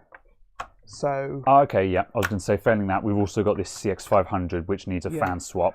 I might just quickly pull this apart. Might as well do that anyway. Yeah. Did I have a fan? I'm sure I had a fan kicking around that I was going to put in there. Where is it? No. I'm sure I just left a Corsair fan kicking around specifically. Ah, there it is. Oh, that's a 140. That's no good. I'm going to find a 120 mil Corsair fan that's not those, because those are SP. I'm going to find a Corsair Airflow fan. Yes, indeed. To the back room, everyone. Join me in the invisible room. Join me in the back room. As everything falls off the things. Oh, I'm just going to grab this and walk back. Oh, there's another box. Those look like the 140s. That can go in there.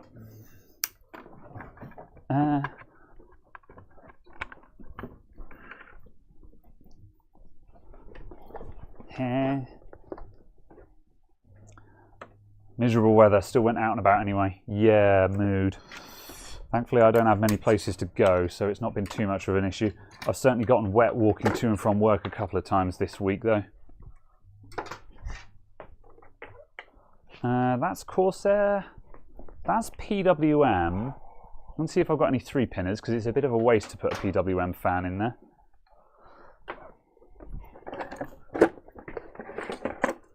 Where the hell did all of these Corsair PWM fans come from? Or it might be those are the only ones I kept, because I didn't bother keeping any. Oh, I think I probably used all the 3-pinners to make summer cooling fans, actually. Yeah. Sod it. PWM it is. I'm not using these fans for anything else, so they may as well go into a power supply now. Whoop.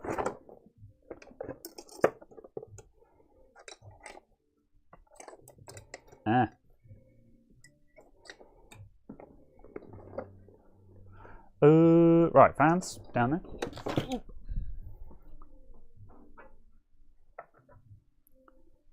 Whoop. It lives. New CPU installed.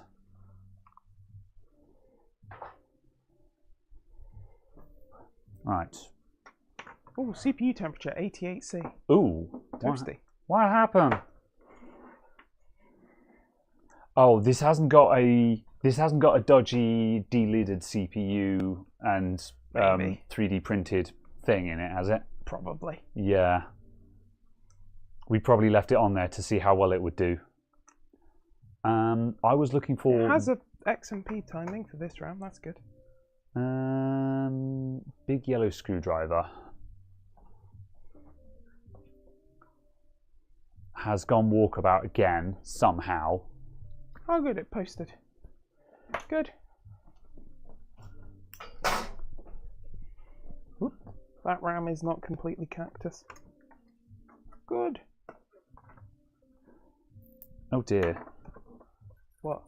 There's just no screws holding this together. Probably not. Seems pretty safe. Understandable. Have a nice day. There we go. All right. Right, what cooler are we going to put on this? I don't know. I don't know. I'll probably pick up the cheapest cooler I can find. Yeah. The interwebs, because we don't have anything. Yeah. And I don't want to stick a stock Intel one on there. No. Only because I want it to look. Yeah, you want it to be slightly not chintzy.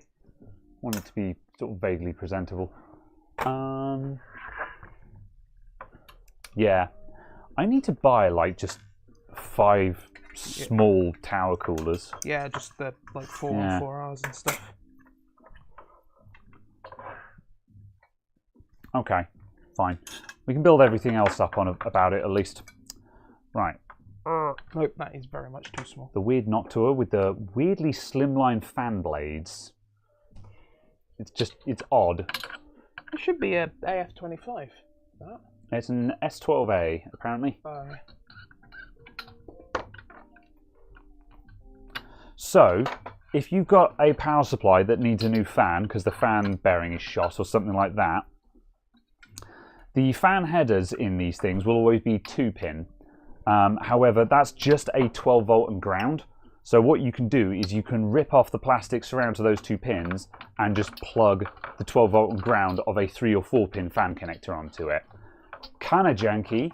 Don't do it unless you know what you're doing. But it doesn't require soldering or anything. Yes, I suspected as much. It's delidded, yeah. I see. I was going to rummage in the grey box for the 4790S or whatever it was we had. Very well. Because I don't want to give them a K. Yeah, unnecessary, isn't it, if you're going to run it as stock? Yeah.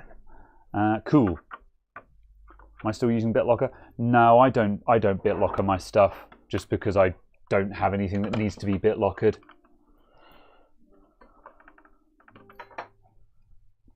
I was running it just because it was a thing that existed to sort of go through the process and so on. But yeah, I haven't re-enabled it. Yeah, it's not for any reason other than the fact of I don't really think about it. Yeah, and because it's not by default.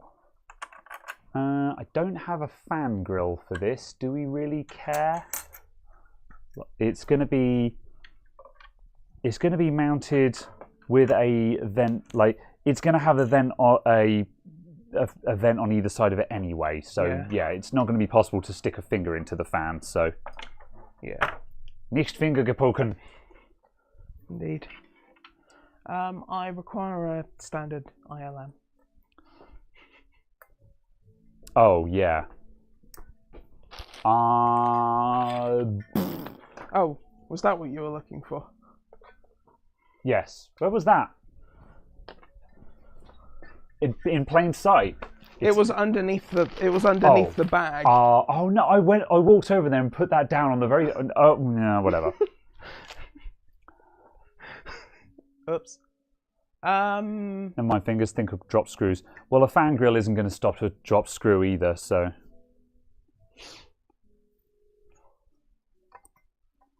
Did the ILM go in the cup? No. I'd be surprised. No. Where is the ILM? Where did we put them all? Is it over here? Oh. No. Here's a 3-pin Corsair fan. I'm going to put this one in there instead. That has a ridiculously overlong cable on it, but it does save me from putting a PWM fan into a power supply. Is it a dodgy one though? No reason to believe it is. It looks like a stock case fan that I've ripped out just because. Well, yeah, I meant just because this is half, I see. Yes. 3/4, 97% e-waste. How dare you, sir? Right. Are the ILMs in that? I mean, I don't box? mean your shop. Yeah. Not this time.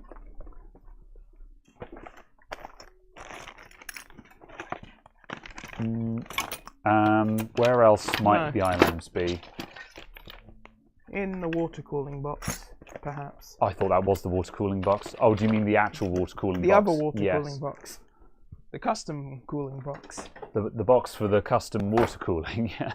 Yeah. The water cooler's custom box. Yes. The positively plastic tub.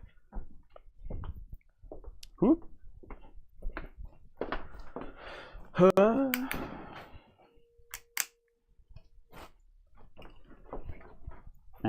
Shuffle, shuffle.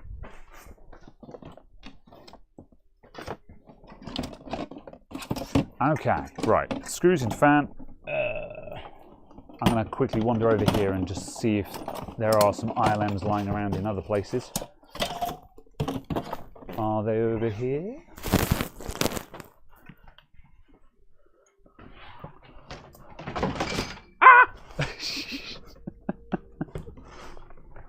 Sorry in advance for whatever you're finding in there, Caradog.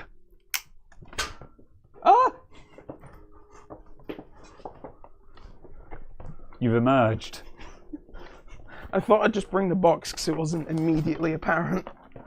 So I was like, I will have to. Yeah, you probably have to rummage, yeah. Yeah, it is entirely possible that we just lobbed everything in there when we were finished. Because we were about 10,000% done at the end of that stream.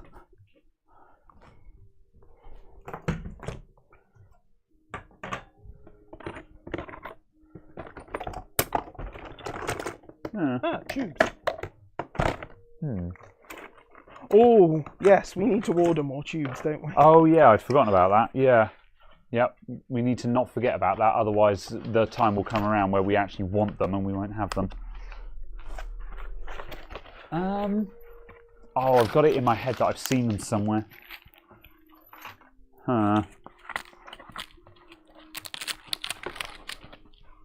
Oh, I hate it when this happens. I can never find anything when I've got a stream watching me or a customer on the phone or a customer waiting at the front counter, and then the moment that I'm not looking for it, it will just appear. Literally every time, like clockwork. What is this? What are you?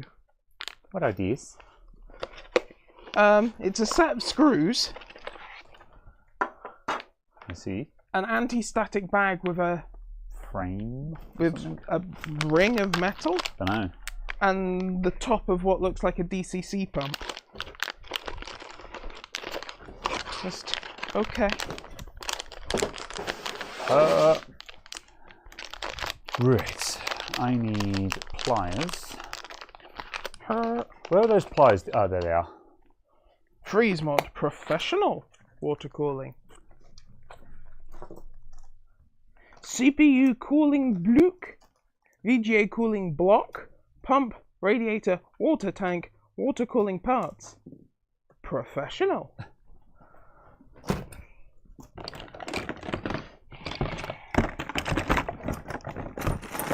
Alright, the islands are definitely not that. Where on earth?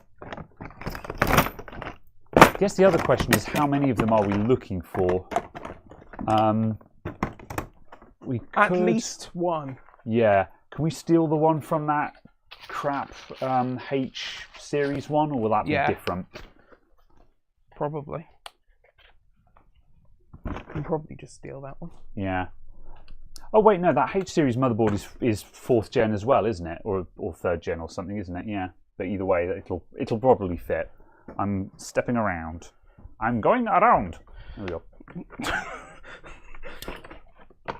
That's a reference that I should be using because I know where it's from. It's from a game that I haven't played. All right.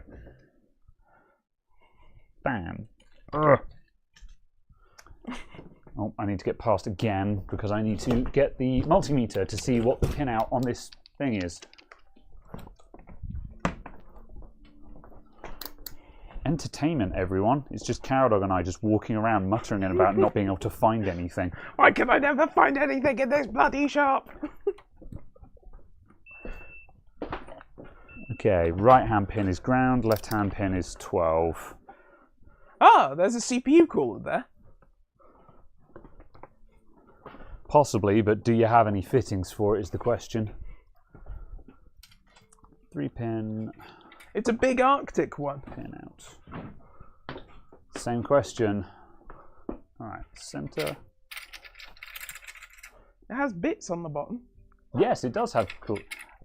You can use it if you want. Where did this come from? That came in with just a bunch of stuff at some point. No, oh my god. Yeah, I think that, yeah. I mean, you can use that one if you want. Although it's not super presentable, so I don't know if you're going to buy a cheap LED cooler. Yeah, probably. Right. Things, stuff. Ground 12. Right, that goes in that way round.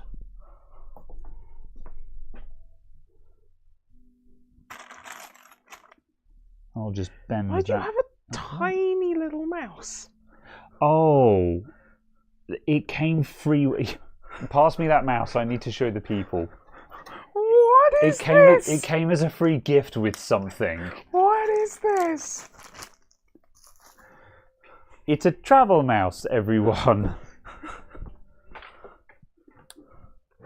It's a travel mouse. It came free with something, and I can't remember what. And I was like, I'm keeping this, and I'm going to pull this out on a stream, or like just at some point I will pull this out at a time when it will be really, really, really, really funny. When someone's just like, I need a mouse because I can't use this stupid crap mouse. And I'll be like, here. And everyone will laugh, and everyone on the bus will clap. All right, Tumblr.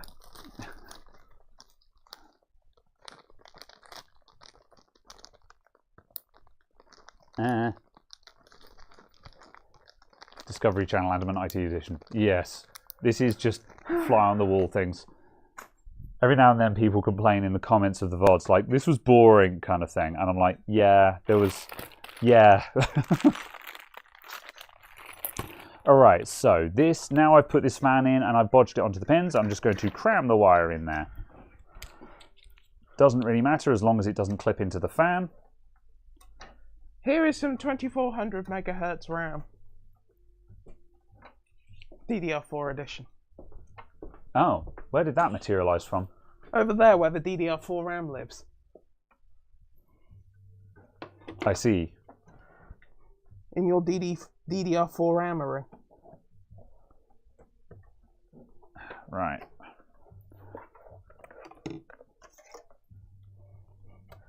Right, this power supply has a Corsair fan in it that is internally connected. It's just missing its screws. I'm going to have a quick rummage in... Oh, God knows where the screws for that power supply will be. I feel like you probably lost those at some point, if they're not there. I don't know. The crimes will have been committed here. Yeah, but that doesn't mean that I committed the crimes. I'm going to have a rummage in my laptop screws, I think, because I'll probably find some low-profile heads in those. There we go. That I can use for those. Have some nice DDR4 in replacement. Oh, this is going to be disgusting. Yeah, I'm going to commit more crimes now. Whatever these screws are, they won't be the correct ones, but if they stop the power supply from falling apart or bursting open, then they're doing their job. Oh, I think that's an M3 thread, I think. Where is the box? The box is over there. Because I need the Torx. Yeah, nope, M3 it is. I thought those were going to be M2.5s. M3. M3. Zoom, zoom. Ah, I left these out. Je suis back. War crimes. Sign me up. Oh, gosh. JD, no. JD, stop. All right. These screws are not countersunk, so they're sticking up slightly out of the power supply. However, I don't think any computer case has such tight tolerances that it won't fit. It's just at some point someone may just pull this power supply out of this computer and go, what the hell is this? What the fresh fuck? Why does it have a non-standard case fan in it? Why does it have no fan grill on it? Why are the screws all M3 round heads? Who did this to you? Huzzah! However, now it can cool itself now, as opposed to previously where if you didn't plug this in, the power supply would overheat and explode. Yes. Not necessarily in that order.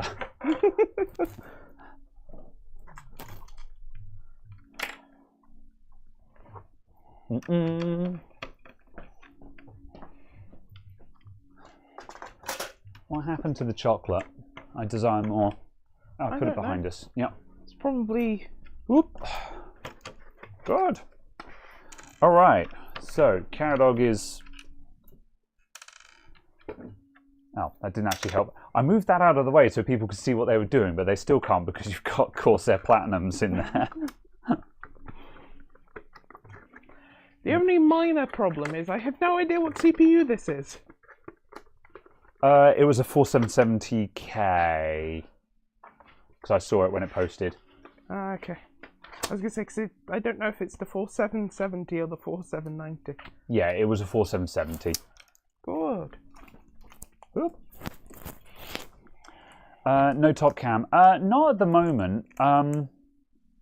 Ooh! There's nothing stopping me from getting it, though. So yeah, I'll go and grab it. What? Bench cam. Oh. I just found the ILM. Oh, good. It was resting inside the M power. Power. Does the M power have an ILM on it? I don't know. I will observe momentarily. Because otherwise that's the M power's ILM.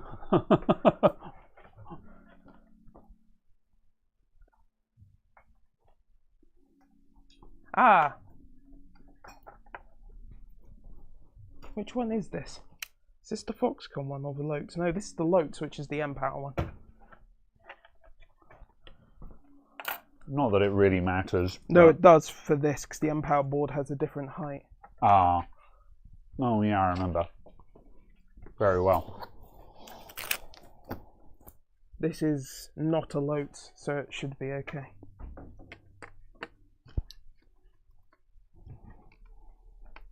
Let's go up there.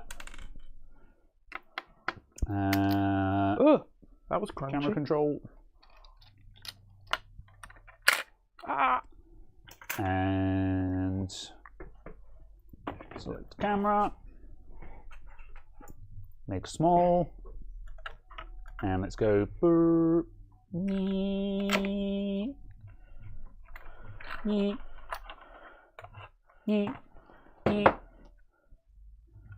Ah. That's my camera moving noises. There we go. Okay.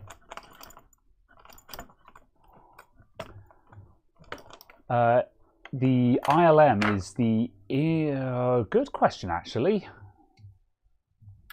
Integrated loading module or something like that. I would have gone for mechanism. Oh yeah, integrated loading mechanism. Yeah. I think it's. I can't remember if it's locking or loading. Yeah.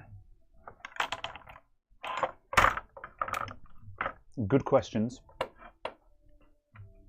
JD says loading mechanism. Yeah. Right. I'm gonna pull the camera back slightly just so we get some lean over the counter headspace.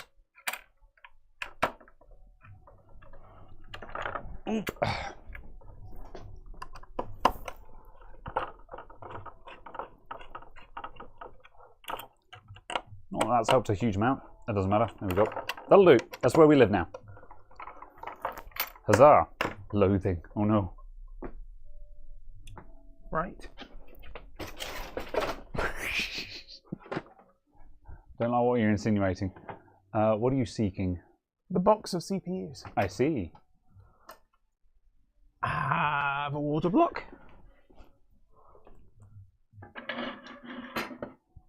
What's that for good luck? Have a broken 980. Hashtag Maito for show guest. And a deleted CPU of some kind. A victim. Oh yes, it's an i3 2100. Oh yeah, that was like one of the test was runs our test we did. run, wasn't Yeah, it? where we were just like, no one gives a shit about this chip, so let's just. I will freely upgrade you. Yeah. 34. 4790S.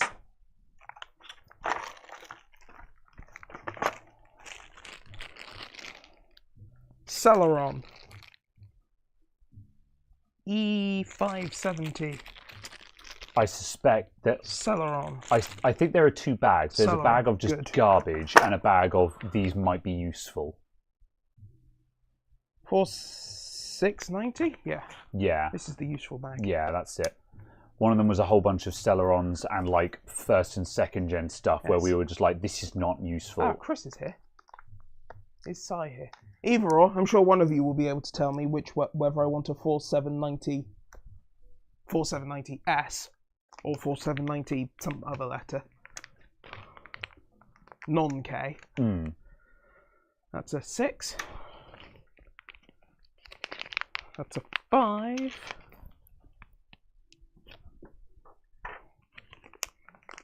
Oh, yeah, 4690. Being the bestest, JD. The least crappy. Yeah. S is the low power version. Yeah. 4570. Yeah, I thought T was the low power version. I think T is a low 4570. clock version, which can also be interpreted as low power. Oh yeah, they switched from S to T. Yeah, that makes sense. Yeah. Yeah. So we want the vanilla then. I doubt 4170. I'll be impressed if there is a 4790 vanilla. I can't imagine there is. 4170. So what options we got? We have a 4690, a 4170, a Pentium. There was a 4790 non-K. Oh, fair enough. Yeah, so we might have one of those lying around. 4170, 4570. The S stands for shit. 4570. 4570T. So yes, from the options we have an i5 4690 or an i7 4790S. Might as well. Oh yes, I see what you mean. 4690 vanilla versus 4790S. Surely the 4790S, just because it'll have more cores. That's i5, that's i5, that's i5.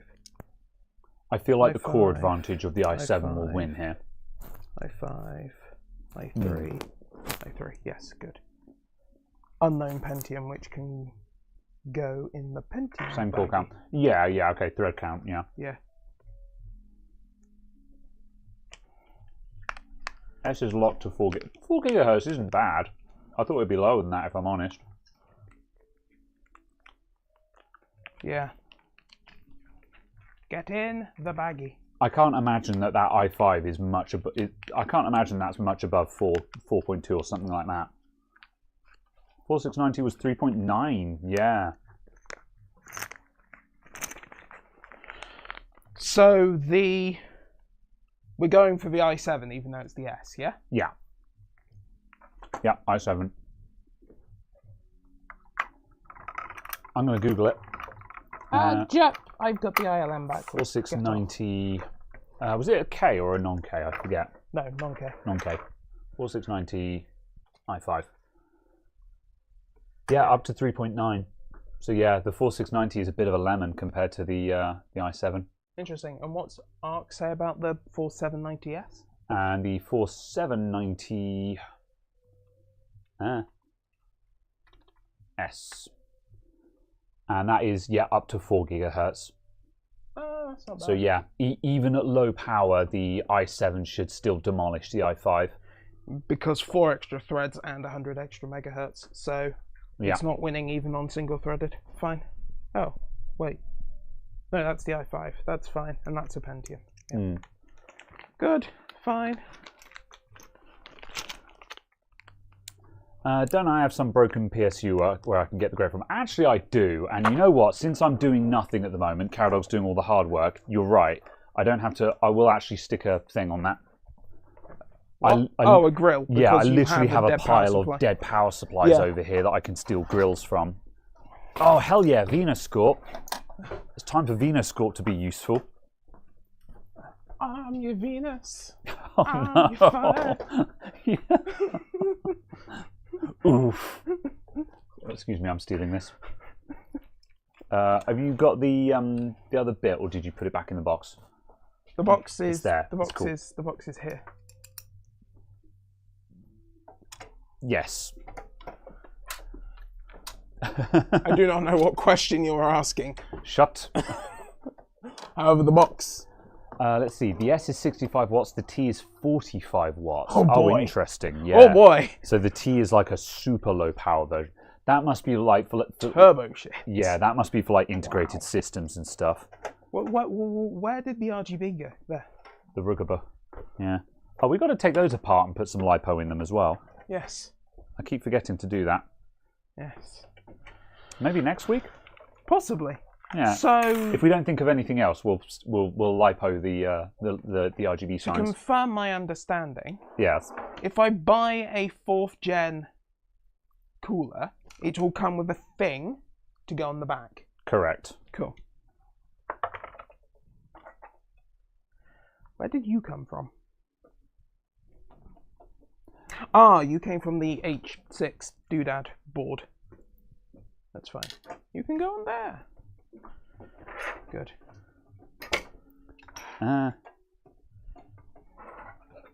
Oh. What? So one of those is going to be from the... One of these is from there, yes, but I'm just confused as to how there's another one. Did you take it off of the big Arctic boy for whatever reason? No. Or maybe it was just a spare one from the box of bits. Yeah, I don't know. Yep. It can go on there. That's fine.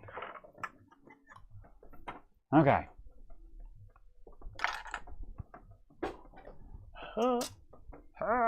Useful Venus Corp, it's impossible. It's useful as scrap metal, literally. There you go. You can go in G1 to G7 graphics level. Processors with integrated graphics technology. Is this Asus? Yeah.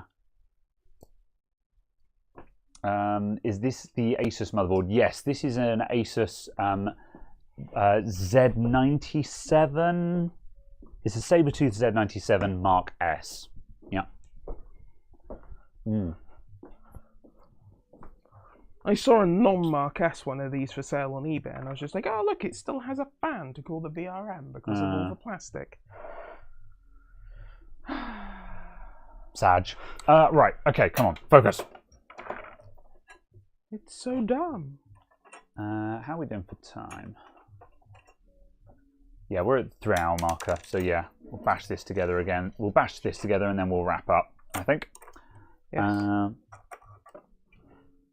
Can I do all of this without dropping the fan? I think I can. Whoop. Hyper's going through the various letter designations. T, power optimized lifestyle. I too engage in a power optimized lifestyle. F requires discrete graphic. What? Oh, I see. Yes, G includes discrete graphics on package. Huh. Yeah, there are a couple of them out there. See. Yeah. I follow. Yeah. S special edition.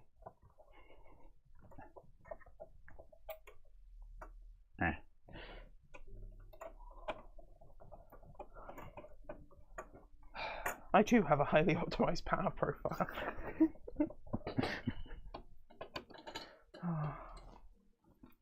Oh, there was a sprint race today, wasn't there?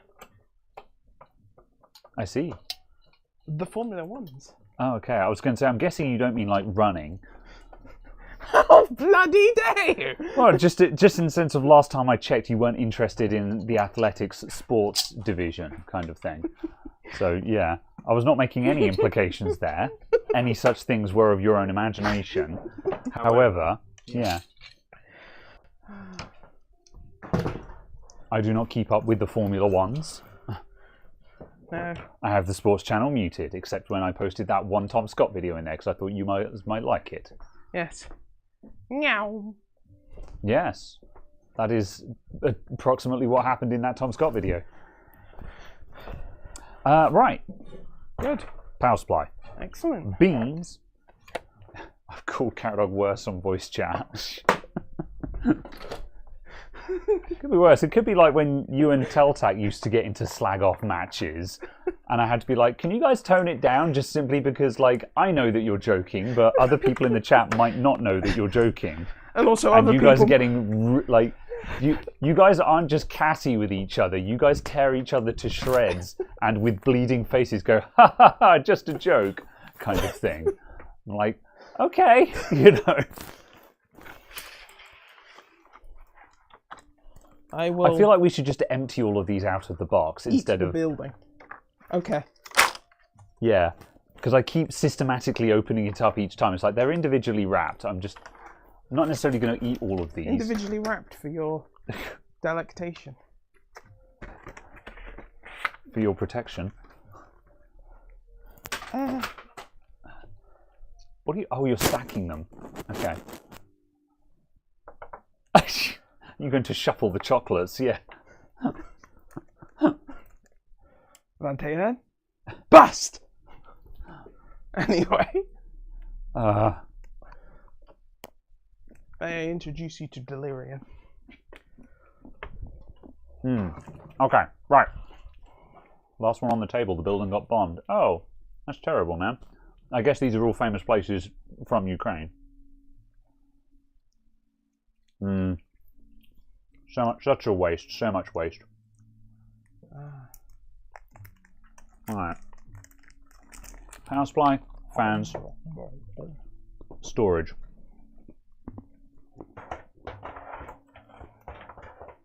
I was going to commit crimes. Okay. I was going to buy one of those like Micron 1100 SSDs. Oh, I mean, at least it's Micron, you know. I wasn't going to give them a fatty dove. What the hell is a fatty dove? It's a brand of SSD. I don't believe you. I'm Googling this.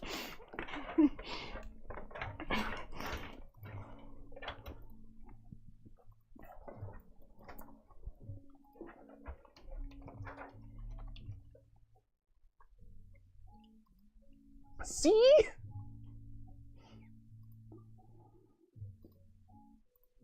I hate it.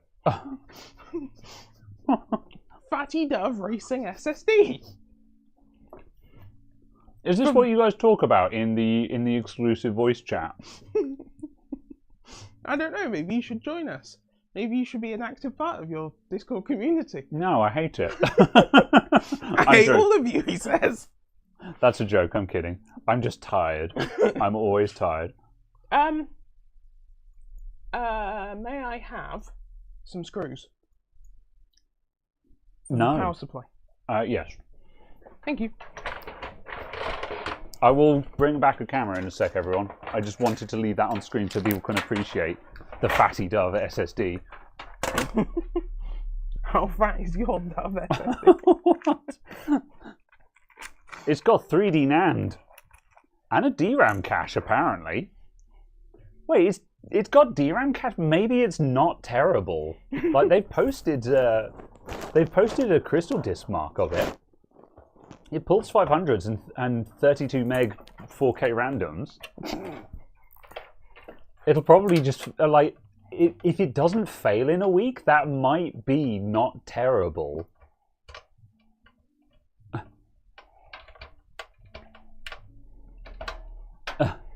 I mean, 36 quid for 120 gigs is not good value. No, like, it's atrocious. Yeah, like there might be a better one though, but just like I'm just surprised that this nonsense brand actually has a quote unquote real product, and it's not like a NetAC or a Kingstar or whatever they are.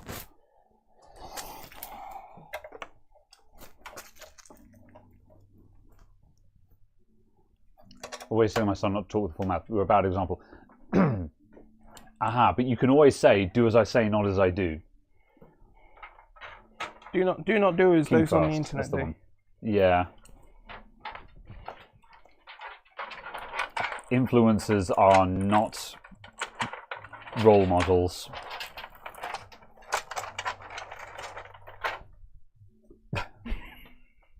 Don't you slander my NetAC like that. Oh my god! Please, JD, tell me how good it is. The CX500 has 2 PCIe power cables. Yeah. I didn't realise it had 2 separate power cables. Oh, I suppose, yeah. Yeah. That's why I'm surprised. Yeah. Ah, I realised there may be a minor... Oh no. Yeah, that'll go. Which model is the case? So this is an Aerocool 1. Sometimes known as the Cylon, I think. However, the box is the Aerocool Aero 1. Does this need power? Yes. Requires the Susita power. Excellent. Oh, as a special treat, I'm going to have a quick rummage because I might just have a... Oh wait, does the board have USB 3 on it?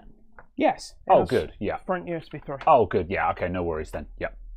I wasn't sure if it was too old for that, and for a moment I was going to be like, I might have. But Oh yeah. I hadn't even considered that. Yeah. It catches you out. Have we got the IO shield? Ah, no. Because I know there's a couple over here. Yeah, it's still missing in action. Yeah, I think mine. If there are a couple over there, this is my collection of IO shields that I found. Oh, there is another 3D print one there. Yeah, so we try. It's definitely not that one. Yeah, I was going to say. I think I've been gathering. I've been accumulating all of the IO shields in one place, just so when I'm looking for one. 2. It's also not that one. Sag. No. Oh well. All right, 3D print. Indeed. These are actually harder than you'd imagine to cut to shape.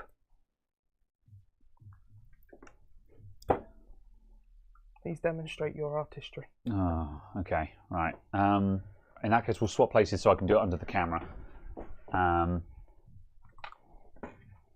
Yeah. I need to actually get an STL so I can print some of these myself. Do you want to go to Benchcam for me, please? I originally bought. I bought these at the time before I had my 3D printer. Right, so.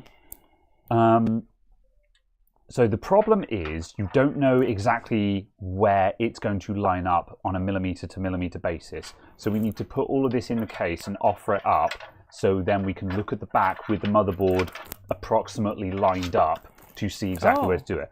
Because the first one I botched because everything was basically just like 2 millimeters out. I see. Yeah, that's the ARGB 3-pin or Gigabyte standard, because Gigabyte did their own one. But it will work without this. Yes. Because the motherboard doesn't have this. Correct. Yes, that is an optional input. Cool, but I will need to plug that in. Yes. For the fan speed. Yes, that's to set the fan speed. Yes. Yeah. Oh yeah, I remember because these are 6-pin super fans. Yeah. Super. Where the hell is the fan head on that board? We've got 2 at the bottom. Good. Yeah, we've also got one. We've got one next to the 24-pin as well. That's fine. I can just tuck it through there then. Yeah. All right. And I will. Right, I'm going to clip this in for a sec. Then we need to lay it down and offer it all up. Yeah.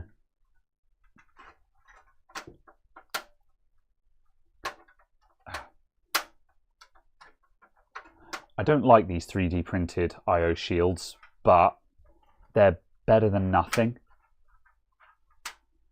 I love the idea of them, but just in practice, they're just, nah, you know.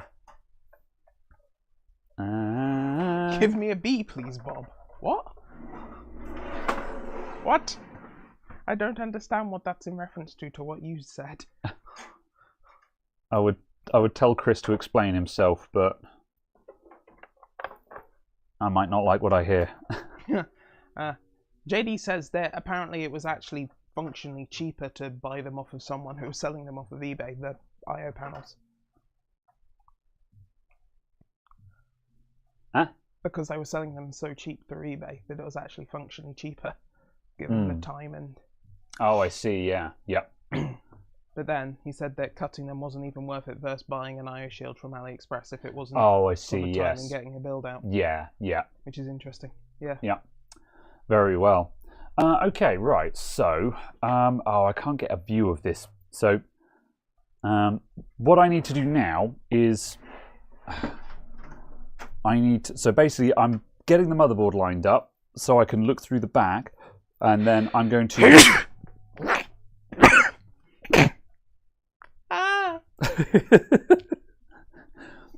I'm going to line this up, then I'm going to get a Sharpie and just mark out the bits that I'm going to cut out. Shall I locate the pen? The pen has been located. Yep, get the silver one. Yep, good. So, I'm not a complete moron. well, I am, so, you know, I have to assume that everyone is as stupid as me. Just mostly. Yeah. Okay, right. Good. Plays The Sims 4. Excellent. That is good news to know. Sorry, yes. Tony says he has a Z87 with a 4790K, and it can play The Sims 4, which is good. New T-shirt idea. I'm 1/16th moron on my father's side.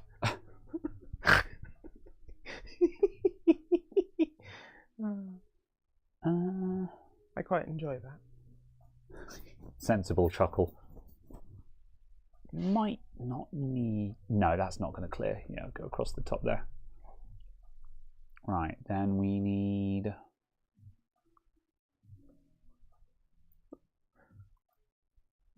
I think I'm going to take out... Are you still laughing at that? Well, also just can only see your hair. Oh, I see. So it's just me stood here and then hair.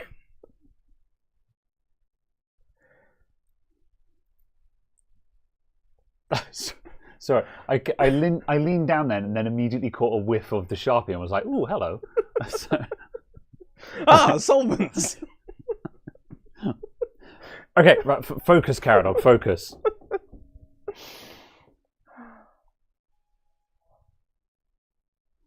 Yes. You always end up with a hole that's too big, but you kind of don't have a lot of options, so... Like a hot dog down a hallway. Right, that.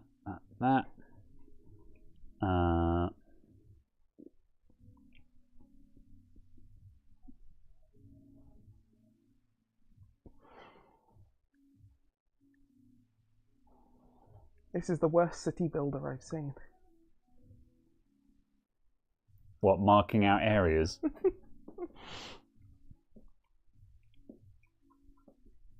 I think we're going to end up taking out most of this because it's got quite a big I/O, this board.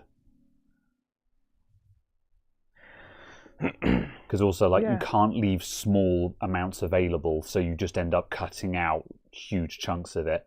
But again, I mean, it stops there being a hole that you can poke fingers into, so that's kind of the point, really.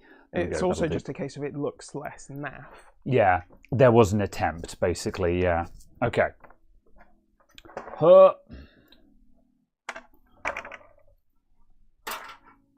All right. What, do you just attack it with side cutters? Yeah, basically. Oh! That is the wrong face cam. Yes. There we go. There we go. So there we go. So I've marked this out. So like, I can't leave on this bit here. I can't leave a single column stick. Well, I could try and leave a single column. That may just snap off though. In which case, we'll just end up with a massive hole out the back. But if it's connected top and bottom, well, that's just it. I will try, but in reality, just bits will just start coming off. So, yeah. Oh.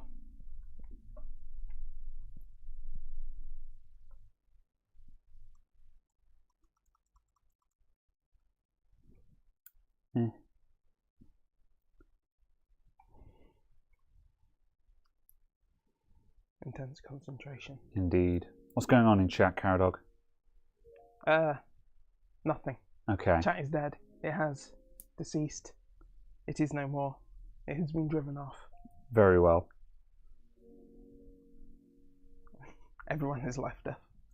Left us. Everyone has gone to the rapture. Yes. Huzzah! Did it? Now there is a hole. Good. What is that for? Oh, it's a BIOS button of some kind. Yeah, BIOS reset. Oh, BIOS flashback. Oh, BIOS flashback. BIOS flashback? Yeah. The Sabertooth was a mid to high end. It was an enthusiast board, wasn't it? That's... yeah. Surprising. This feels like it's going better than the last time I did it. I don't know why. I'm sure I was just struggling with these the last time I was trying to use one, and I was just like, no, I don't like them. Is it because it's not 4:30 on a Wednesday afternoon? Maybe, yeah. Although that much being said, I am tired and low energy right now, so. Yes, but you're not pissed off. True, yeah. I'm tired and low energy, but at peace in a sense of, like, times like this bother me because I'm low energy. I'm like, I'm low energy, which means I'm not being entertaining. But also I'm just like, I don't care. We're past the 3-hour mark on the Saturday stream. The only people who are still here are the ones who don't mind when I'm being low energy and we're just talking smack, basically. Considering the crimes being committed, this will automatically delete at the conclusion. There is no VOD. The stream never occurred. Anyone who says differently is in direct violation of the committee. If you're watching the VOD, wake up. Oh, Jesus. I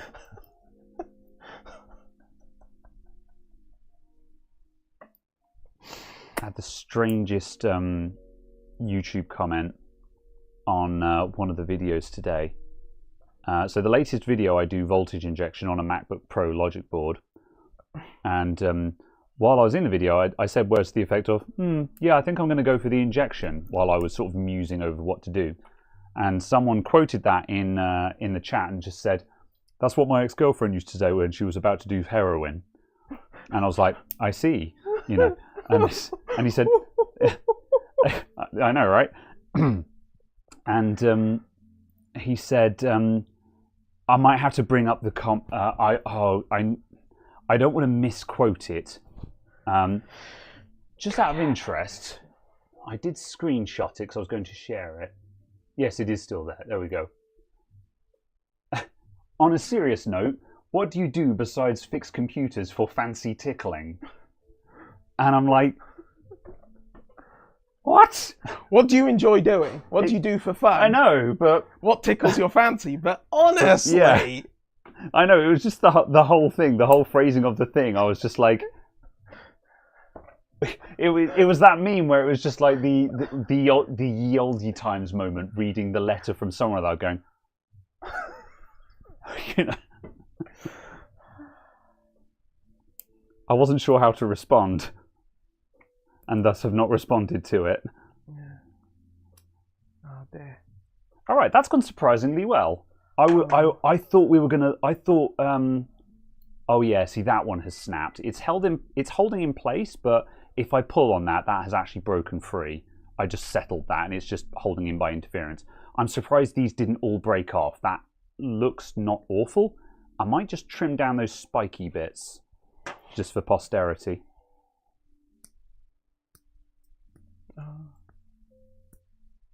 We're going to have to shake the case out.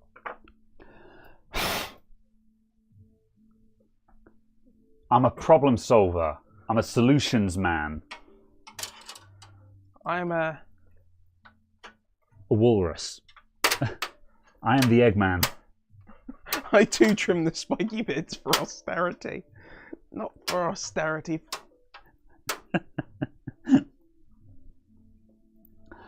Good, right. I'll just carry on putting stuff in while I'm here. It's 3 a.m. somewhere. Yes, it sure is.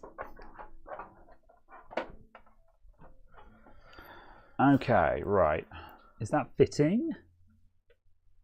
Ooh. Oops. Ah. Yeah, no, I'm trimming that bit off. The one that had snapped is fouling the optical port. There we go. Oh, let's get the bottom of that as well. You foul optical port.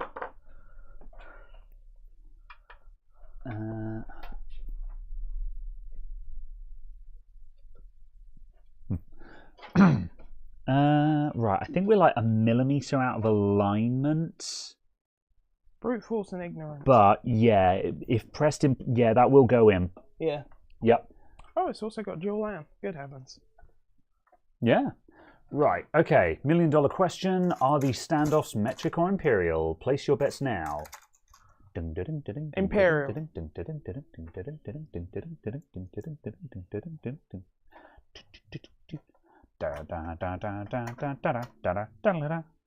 Ooh, I think they're metric. Huh! Oops, too far. I'm grabbing a metric screw to have a feel. Plonk. Phrasing, phrasing. Yes. I don't quite know what grabbing a metric screw to have a feel would mean, but I'm sure someone will find a joke in there somewhere.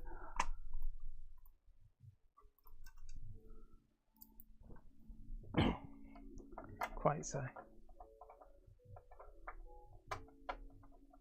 Oh, there we go. Graham, Yep, did you try metric. to make any 3D AO prints? What would you change to this? What is AO? Do you mean IO? As in, I call this an IO shield.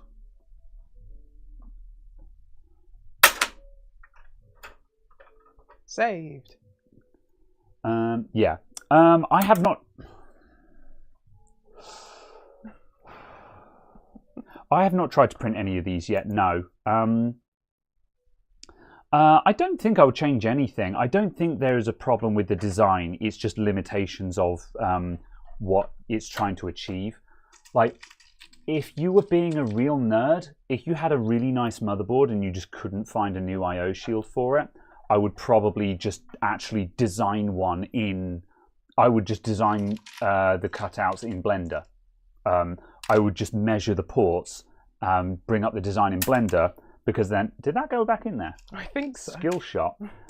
Yeah, I would just do it all in Blender, so then I could actually do a proper flat, solid, not mesh, but solid panel, which just has the correct cutouts in it, and then it would be perfect. But that's a lot of work, so it's not surprising that you have these universal ones where you just cut out the holes you need. So yeah, I would, if I were to improve it, I would actually make a correct replica, which I would be capable of doing, but like I say, it would have to be a pretty special motherboard to be worth doing that with. Because the only reason why you might not have the IO shield is because it's just some old motherboard like this, and you can't be bothered. Yeah. Oh, I think we might have a mixed bag on these standoffs. Or just one's been completely shredded. Yeah, I think there's a secret. I think there's a secret metric one down there. Secret, secret. I have a secret. Yes, indeed. Ah. I am the Wonder Man. Good. Okay, right. With parts made in Japan. All the best stuff's made in Japan. All right. How'd you do that? Oh, it's got transistors from Japan. Ooh. Anyone knows what that's from. No, I was going to say. Amazing. Yeah, I was going to say I don't know that one. I was doing a Back to the Future reference. Yeah.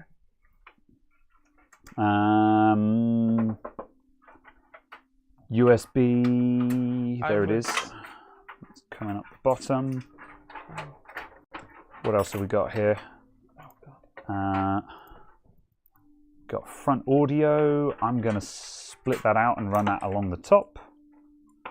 But am I?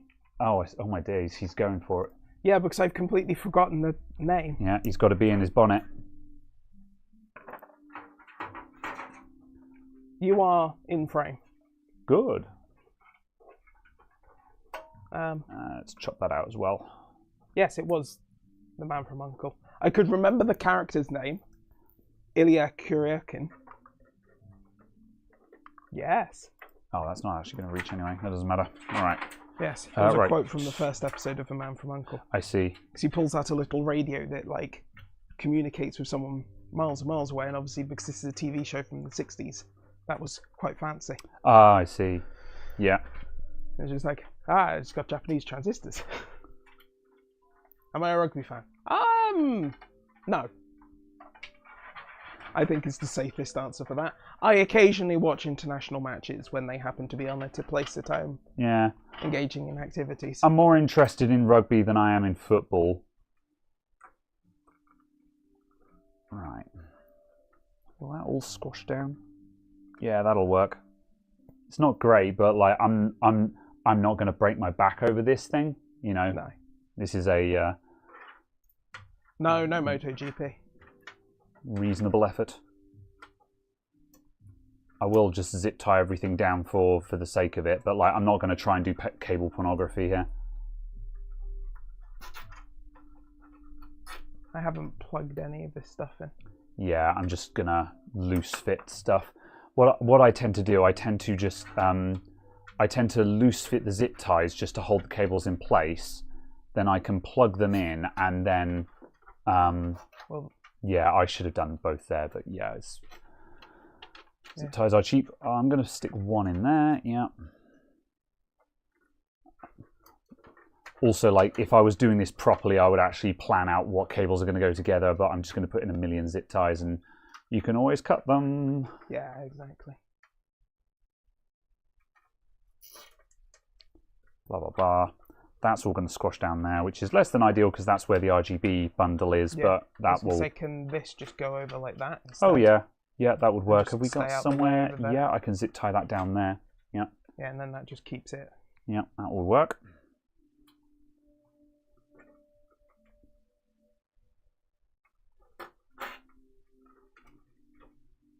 That just keeps it, yeah, loosely out of the way. Yep.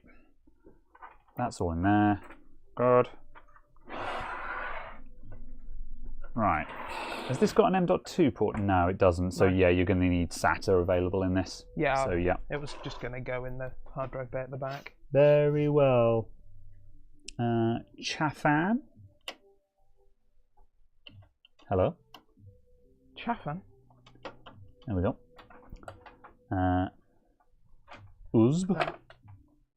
Is there one on the bottom? Oh, there is one. Oh, sorry, I didn't see that one. Oh yeah. Oh, that's. Oh yeah. I hadn't seen that one down there. I'd seen.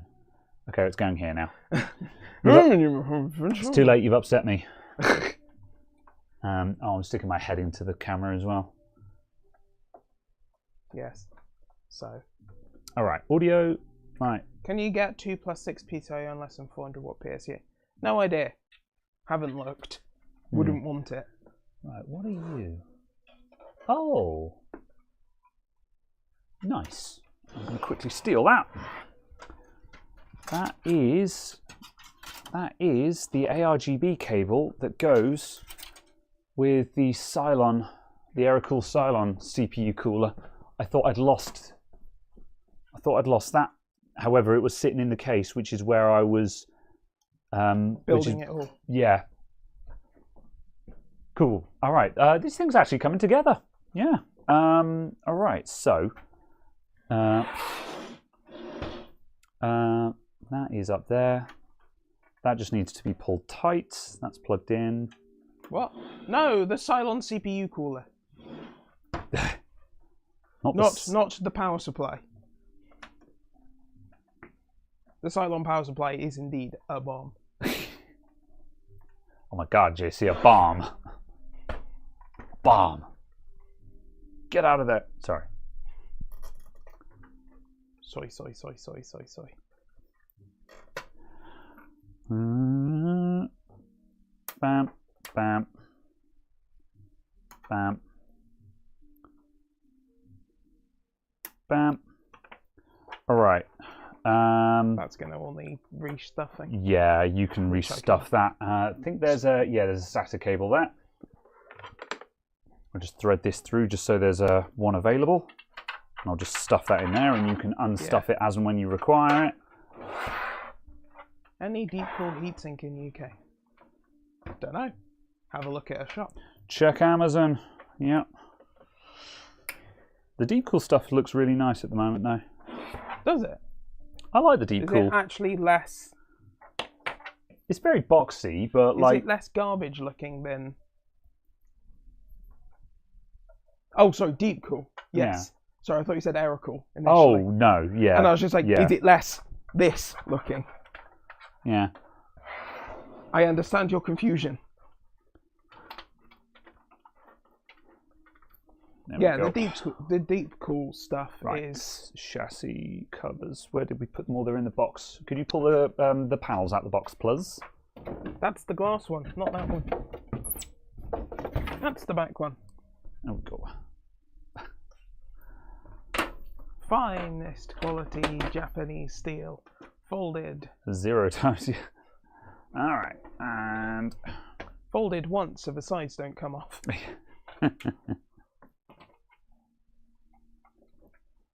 Ow! What the hell happened to you? Need to wipe down. Yeah, I'll go over it with a cloth and stuff. Don't know what happened to it there. But free. Yep. Right then. Gift horse mouth. Yep. That will slide down. What graphics card are you going to put in this? I have bought a 6600. Oh, really? £144. Oh, yeah, one of the AliExpress specials. Yeah, although I actually got it through eBay. Very because well. It worked out £6 cheaper to get it through eBay. Yeah. Oh, hey, there's an LED strip in here. That is... Okay. There's an LED... for posterity, there's an LED strip in here. Ah, with blue tape. That is masking tape. Yes. Would you like an LED strip? Well, I was. That's not what I was thinking. I was just like, oh, I'll bequeath that to you, because no idea what condition it's in. I'm just like, can I do something better than masking tape there?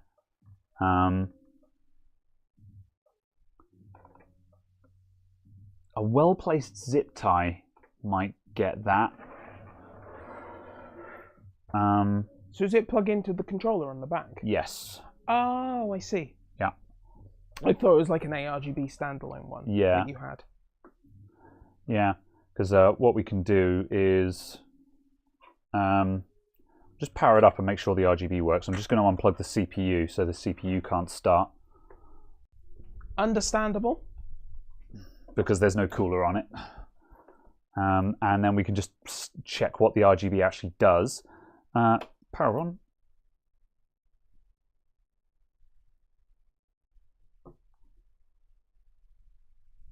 Well then. I don't know if you guys saw a stutter there, but I turned on the power supply and our monitor for the stream PC just blacked out and then came back again. And for a minute I was like, was that the power? Did I just blow a fuse? But there was no accompanying as everything cut out. You know, I was just like, oh, okay, all right.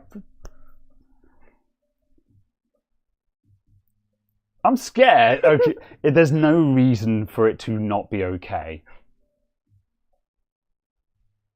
Say the word. No. Engage. All right, I didn't plug in the front I/O.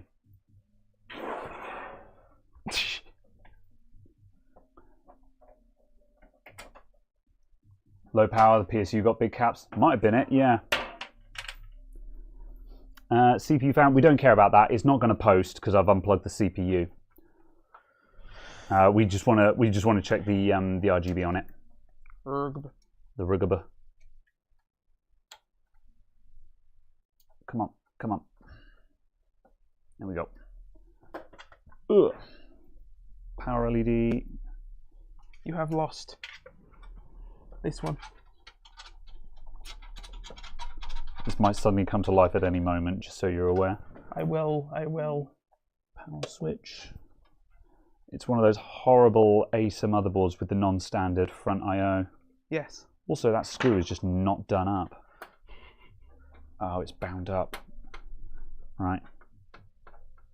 Who did this? Who did and this? I've missed a screw there. Who's responsible? This is Caradog. I did nothing. That's the problem. That's the problem. Yeah, you didn't put the screw in here. There we go. All right. Is that from Magica? Oh, pineapples. I don't. Is that Magica? I don't remember. The opening scene. Right. Isn't the safe word banana in Magica? Oh, I or recall. yeah. Okay. Right. Trying again. Okay. Right.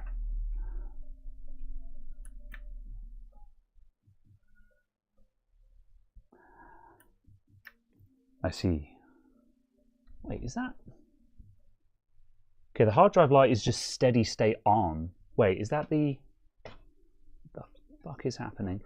Okay, that's the hard drive LED. Where the hell is the power? Oh my... Caradog! I didn't do it. All right, there's the power switch. This is like the 11 o'clock curse when we've been live for nearly 4 hours and my brain is mush and I just can't. I can't, Caradog, I can't. No, all we need is for the PSU to turn on so we can look at the RGB. That's all we're trying to achieve, but also by doing so, we're finding a lot of other problems that you would have run into anyway. So, it's okay. However, also I'm just like, my God, could I please front I/O as a special treat? There you go. Right, third time's the charm. RGB, please. Yay! Huzzah! Look, I set it to sea blue because that's a nice colour. That is a really nice. That's a really nice colour, actually. That's obviously why I left it on that colour. That also looks really good with the white motherboard. Yeah. Yeah. Nice. Cool. Right, and yes, all of the fans have lit up. Good. Just making sure that the CPU isn't pulling power from somewhere else, but yeah. Cool. There we go. The Rugaba works, and the reset button. Yeah, the reset button is set to RGB, so we can cycle through colours. So there's a dark blue. There's the purple/pink. That's an attempt to. That's white. Oh. It's just a very cool white. And then we've got rainbow cycle. Sorry, rainbow wave is when it's a chase effect. There's the rainbow wave. Yeah. That looks surprisingly good bouncing off in the motherboard as well. Yeah, Rainbow Wave gets a lot of hate as the RGB puke, but when you get a really good when you've got an LED strip with Rainbow Wave, you get a really nice prismatic effect with it, and it can look good. Yeah. There are a couple of instances where Rainbow Wave actually looks really nice as just a prismatic color show, and I don't hate it, you know. Yeah. But yeah, it depends on what you're doing. I quite like it with a whiteboard. Yeah. All right, and then we go into all of the garbage. Why are these even here? Presets. There's some. That is a color cycle ring effect, and it will be this in multiple colors. I'm not going to step through all of these. We'll be here all day. There's going to be a lot of them. The point is the RGB works. That LED strip works. However, I am going to try and put a zip tie on that.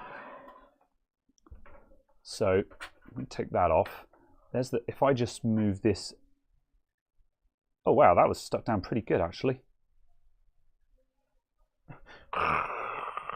Yeah. Considering that's masking tape, I could have left that on there and that would have been fine. However, I'll zip tie it because then we know it definitely. With a black one. Yeah. Right, move that across a little bit. Yeah. Who put this fan here? Hold on.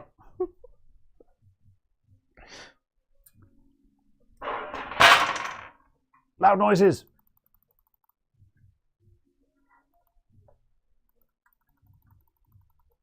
Intense cable tie. What's worse than fumbling with something? Watching someone else fumble with something. It's fine, you can watch in HD. Right, that is going to cause a little bit of a bump in. Well, hopefully. Oh, that's fine. That's good enough for Australia. You can see there's a slight bump there, but that's good enough for Australia, and it just means that won't fall down. Nice. Cool. I just want to trim the bottom of that. Where is that? Nice. Did it. There we go. Good. I'll plug in that EPS cable just so that doesn't get forgotten. Yeah. There we go. Right. So yeah, needs a cooler, needs an SSD and a GPU, but yeah, for what will essentially be a free computer, I'm sure that's going to make some kid very happy. Yeah. That's good. Yeah. Yes. It is. I think 150, 190, 240 quid, I think. Fair enough. Of how much you've invested into it. Yeah. Yeah. Yeah. Yeah. Oh, plus a power supply I bought. Because I did actually buy one because I forgot we had that 500. Yeah. Which was 40 quid. What power supply did you? CX750. CX750, yeah. Yeah. If we put that into stock, then I can probably use that somewhere. Well, yeah, exactly. It'll get cycled through. Yeah, 750 is big enough to be useful. So yeah, but at least now we've been to the 500, which is like, that's not a terrible power supply, but also it's not one that we can actually use in anything else meaningfully. Yeah. Whereas this is a perfect computer to bury something like that in. because it's exactly. like that power supply is fine, but also it's too jank to put in a new computer.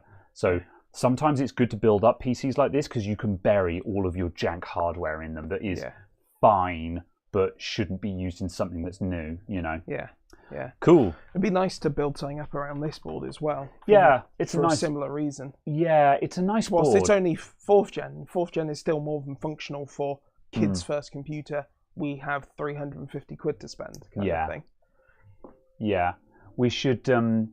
If we find if another, you find a cheap 1063 6 gigabyte or something like that. Yeah, I did have one. However, I've just managed to sell it in another system. Oh yeah, absolutely. But that kind of class, you know, a cheap 1066 gigabyte or a you know, an RX 580 for like 50 quid or something. Yeah.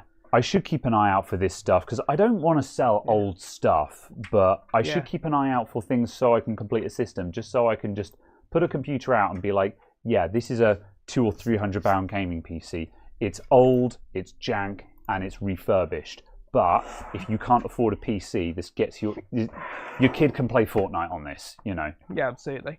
And the thing will effectively be a case of just, as well, obviously, I'm going to save them a huge amount of money because I'm not going to charge them £110 for a Windows license. Yeah. I'm not going to charge them £225 for Office. Yeah.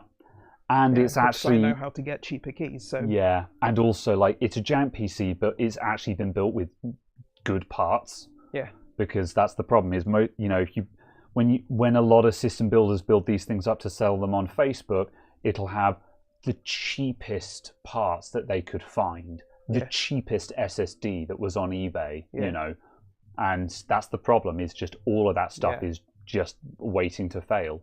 Yeah. So, but it's a case of, you know, it's going to be massively overspec'd on the GPU because it's going to get a RX 6600. Yeah. But I very much viewed it from the point of, well, we can do that. And then in a couple of years, look at what cheap 10th gen is or something, and they can just do a complete platform upgrade to like 10th gen or 11th gen or even maybe 12th gen.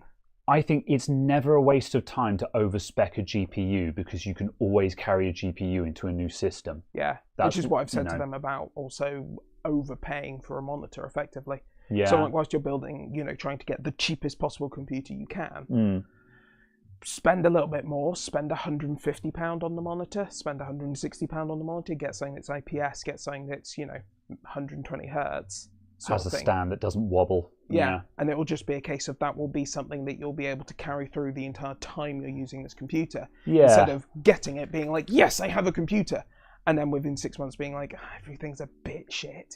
Yeah. And avoiding that 6 month bit shit kind of problem. Yeah. Yep. Yep.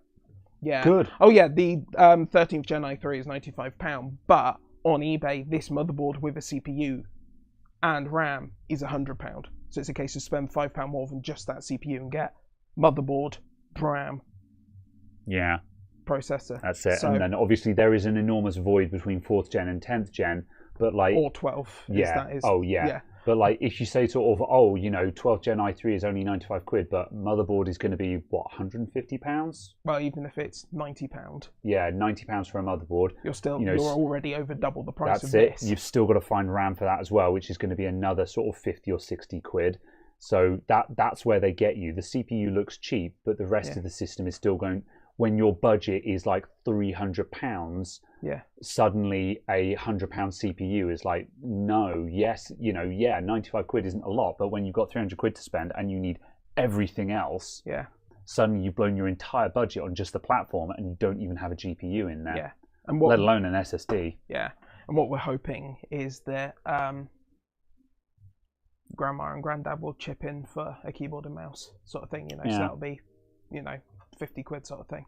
Very well. Get them kind of basically all the way to a gaming computer for literally as little money as possible. Yeah.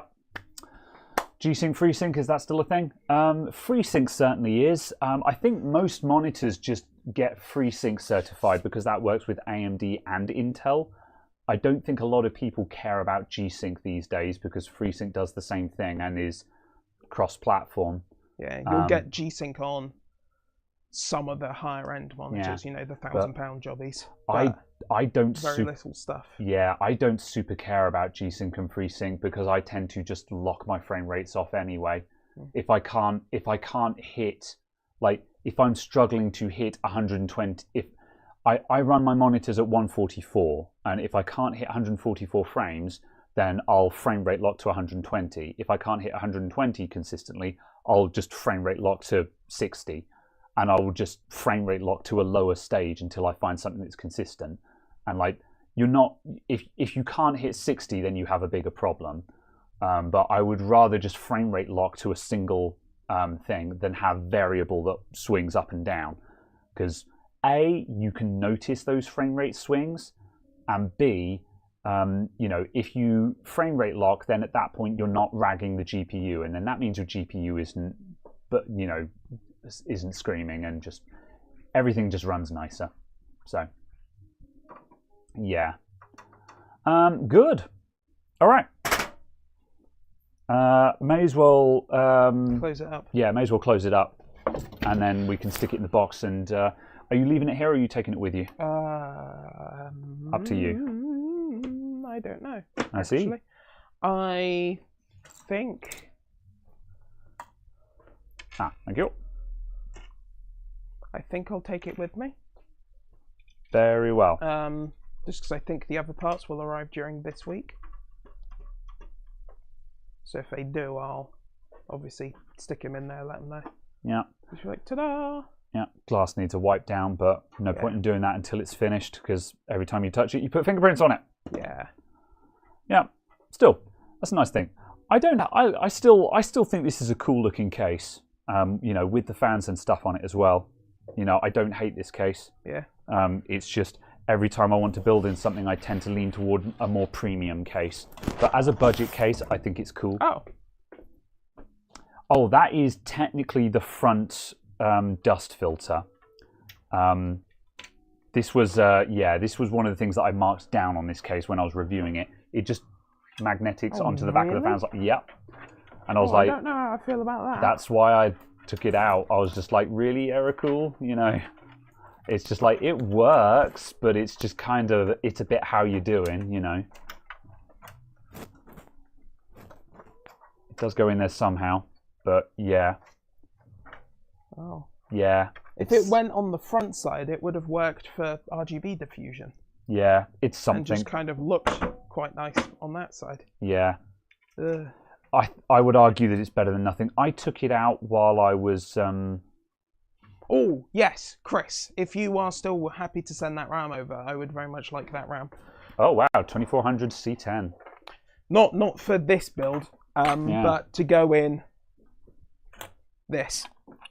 Yeah, to go in the MSI, our... Which has the delidded frame. Yeah. I need to remember where we're up to with that. I can't remember what our... we need to work out mounting for this board, because this board requires more pressure, it seems. We need to get on to work on that at some... Oh, yeah, but also we're also waiting for action on the freezer. So, yeah. Have you thought about what you're doing with that freezer long term? Not specifically. Yeah, because basically the TLDR is... It needs its configuration to be changed, doesn't it? Yes. Apparently the gas we need for it is like super illegal gas. And it's like, that's unfortunate, but my friend can get hold of it, so. Okay, that's the important thing. Oh, it doesn't have invertible power supply mounts. Yeah, I was going to look for a much bigger headed. Oh, yeah. Something like that. Oh, yeah, that's... Yeah,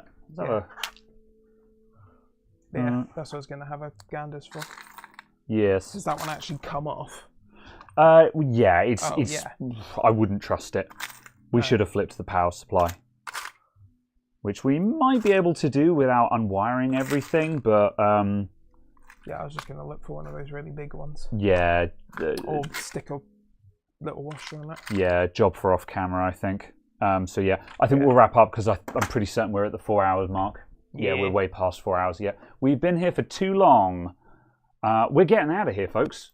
Yeah, I mean, it's not super illegal in the sense of crimes and stuff, but You're not allowed to make products You're with not it. allowed to make new products with it, but because it's an existing product, you can still get it for servicing. Yeah. It's illegal in the same way that leaded solder is illegal.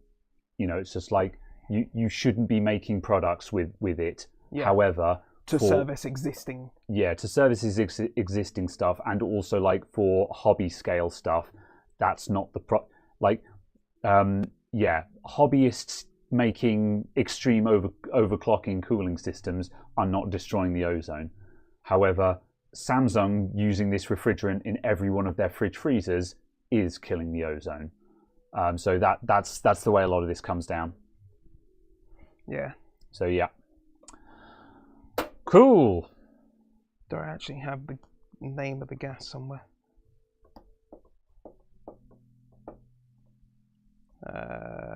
Apparently, R404A or R507C. And apparently, you're not allowed to make new products off. Very well. But yes. Cool. You can still get it for maintenance, which is the main thing. Yeah. All right. I've enjoyed this conversation in English. Indeed. Thank you everyone for tuning in. We'll be back next week with something else. I think we're probably gonna stick some LiPo batteries in the Advent IT RGB signs. We've got the red one here and I've got the blue one at home. And it'd be cool to make these battery powered, just so I don't need to actually run a cable to them, because then I can just turn them on and just plug them into a charger now and then when they're not being used. So I thought that'd be cool. So we're probably going to do that unless something else comes up that we want to do in preference. Absolutely. But yeah. And yes, I will be live tomorrow, 7 p.m. UK on Twitch with more Cana Bridge of Spirits. That's all. Thanks for tuning in, everyone. We'll see you next time. Sorry for the low energy, but I think we got through. And I would also, if anyone's watching the VOD or it's too late now. I was going to say comments about audio, because we did tweak the microphone setup. And given the fact that no one has said anything, I'm assuming that it was okay. But yeah, we'll see. We'll have a play on that. Yeah. Because we've got to reconfigure it for the Yeah. stream PC anyway. Yeah, audio's been fine. Fair enough. Excellent. All right. Toodles. All right. Bye. Have a beautiful time. Bye.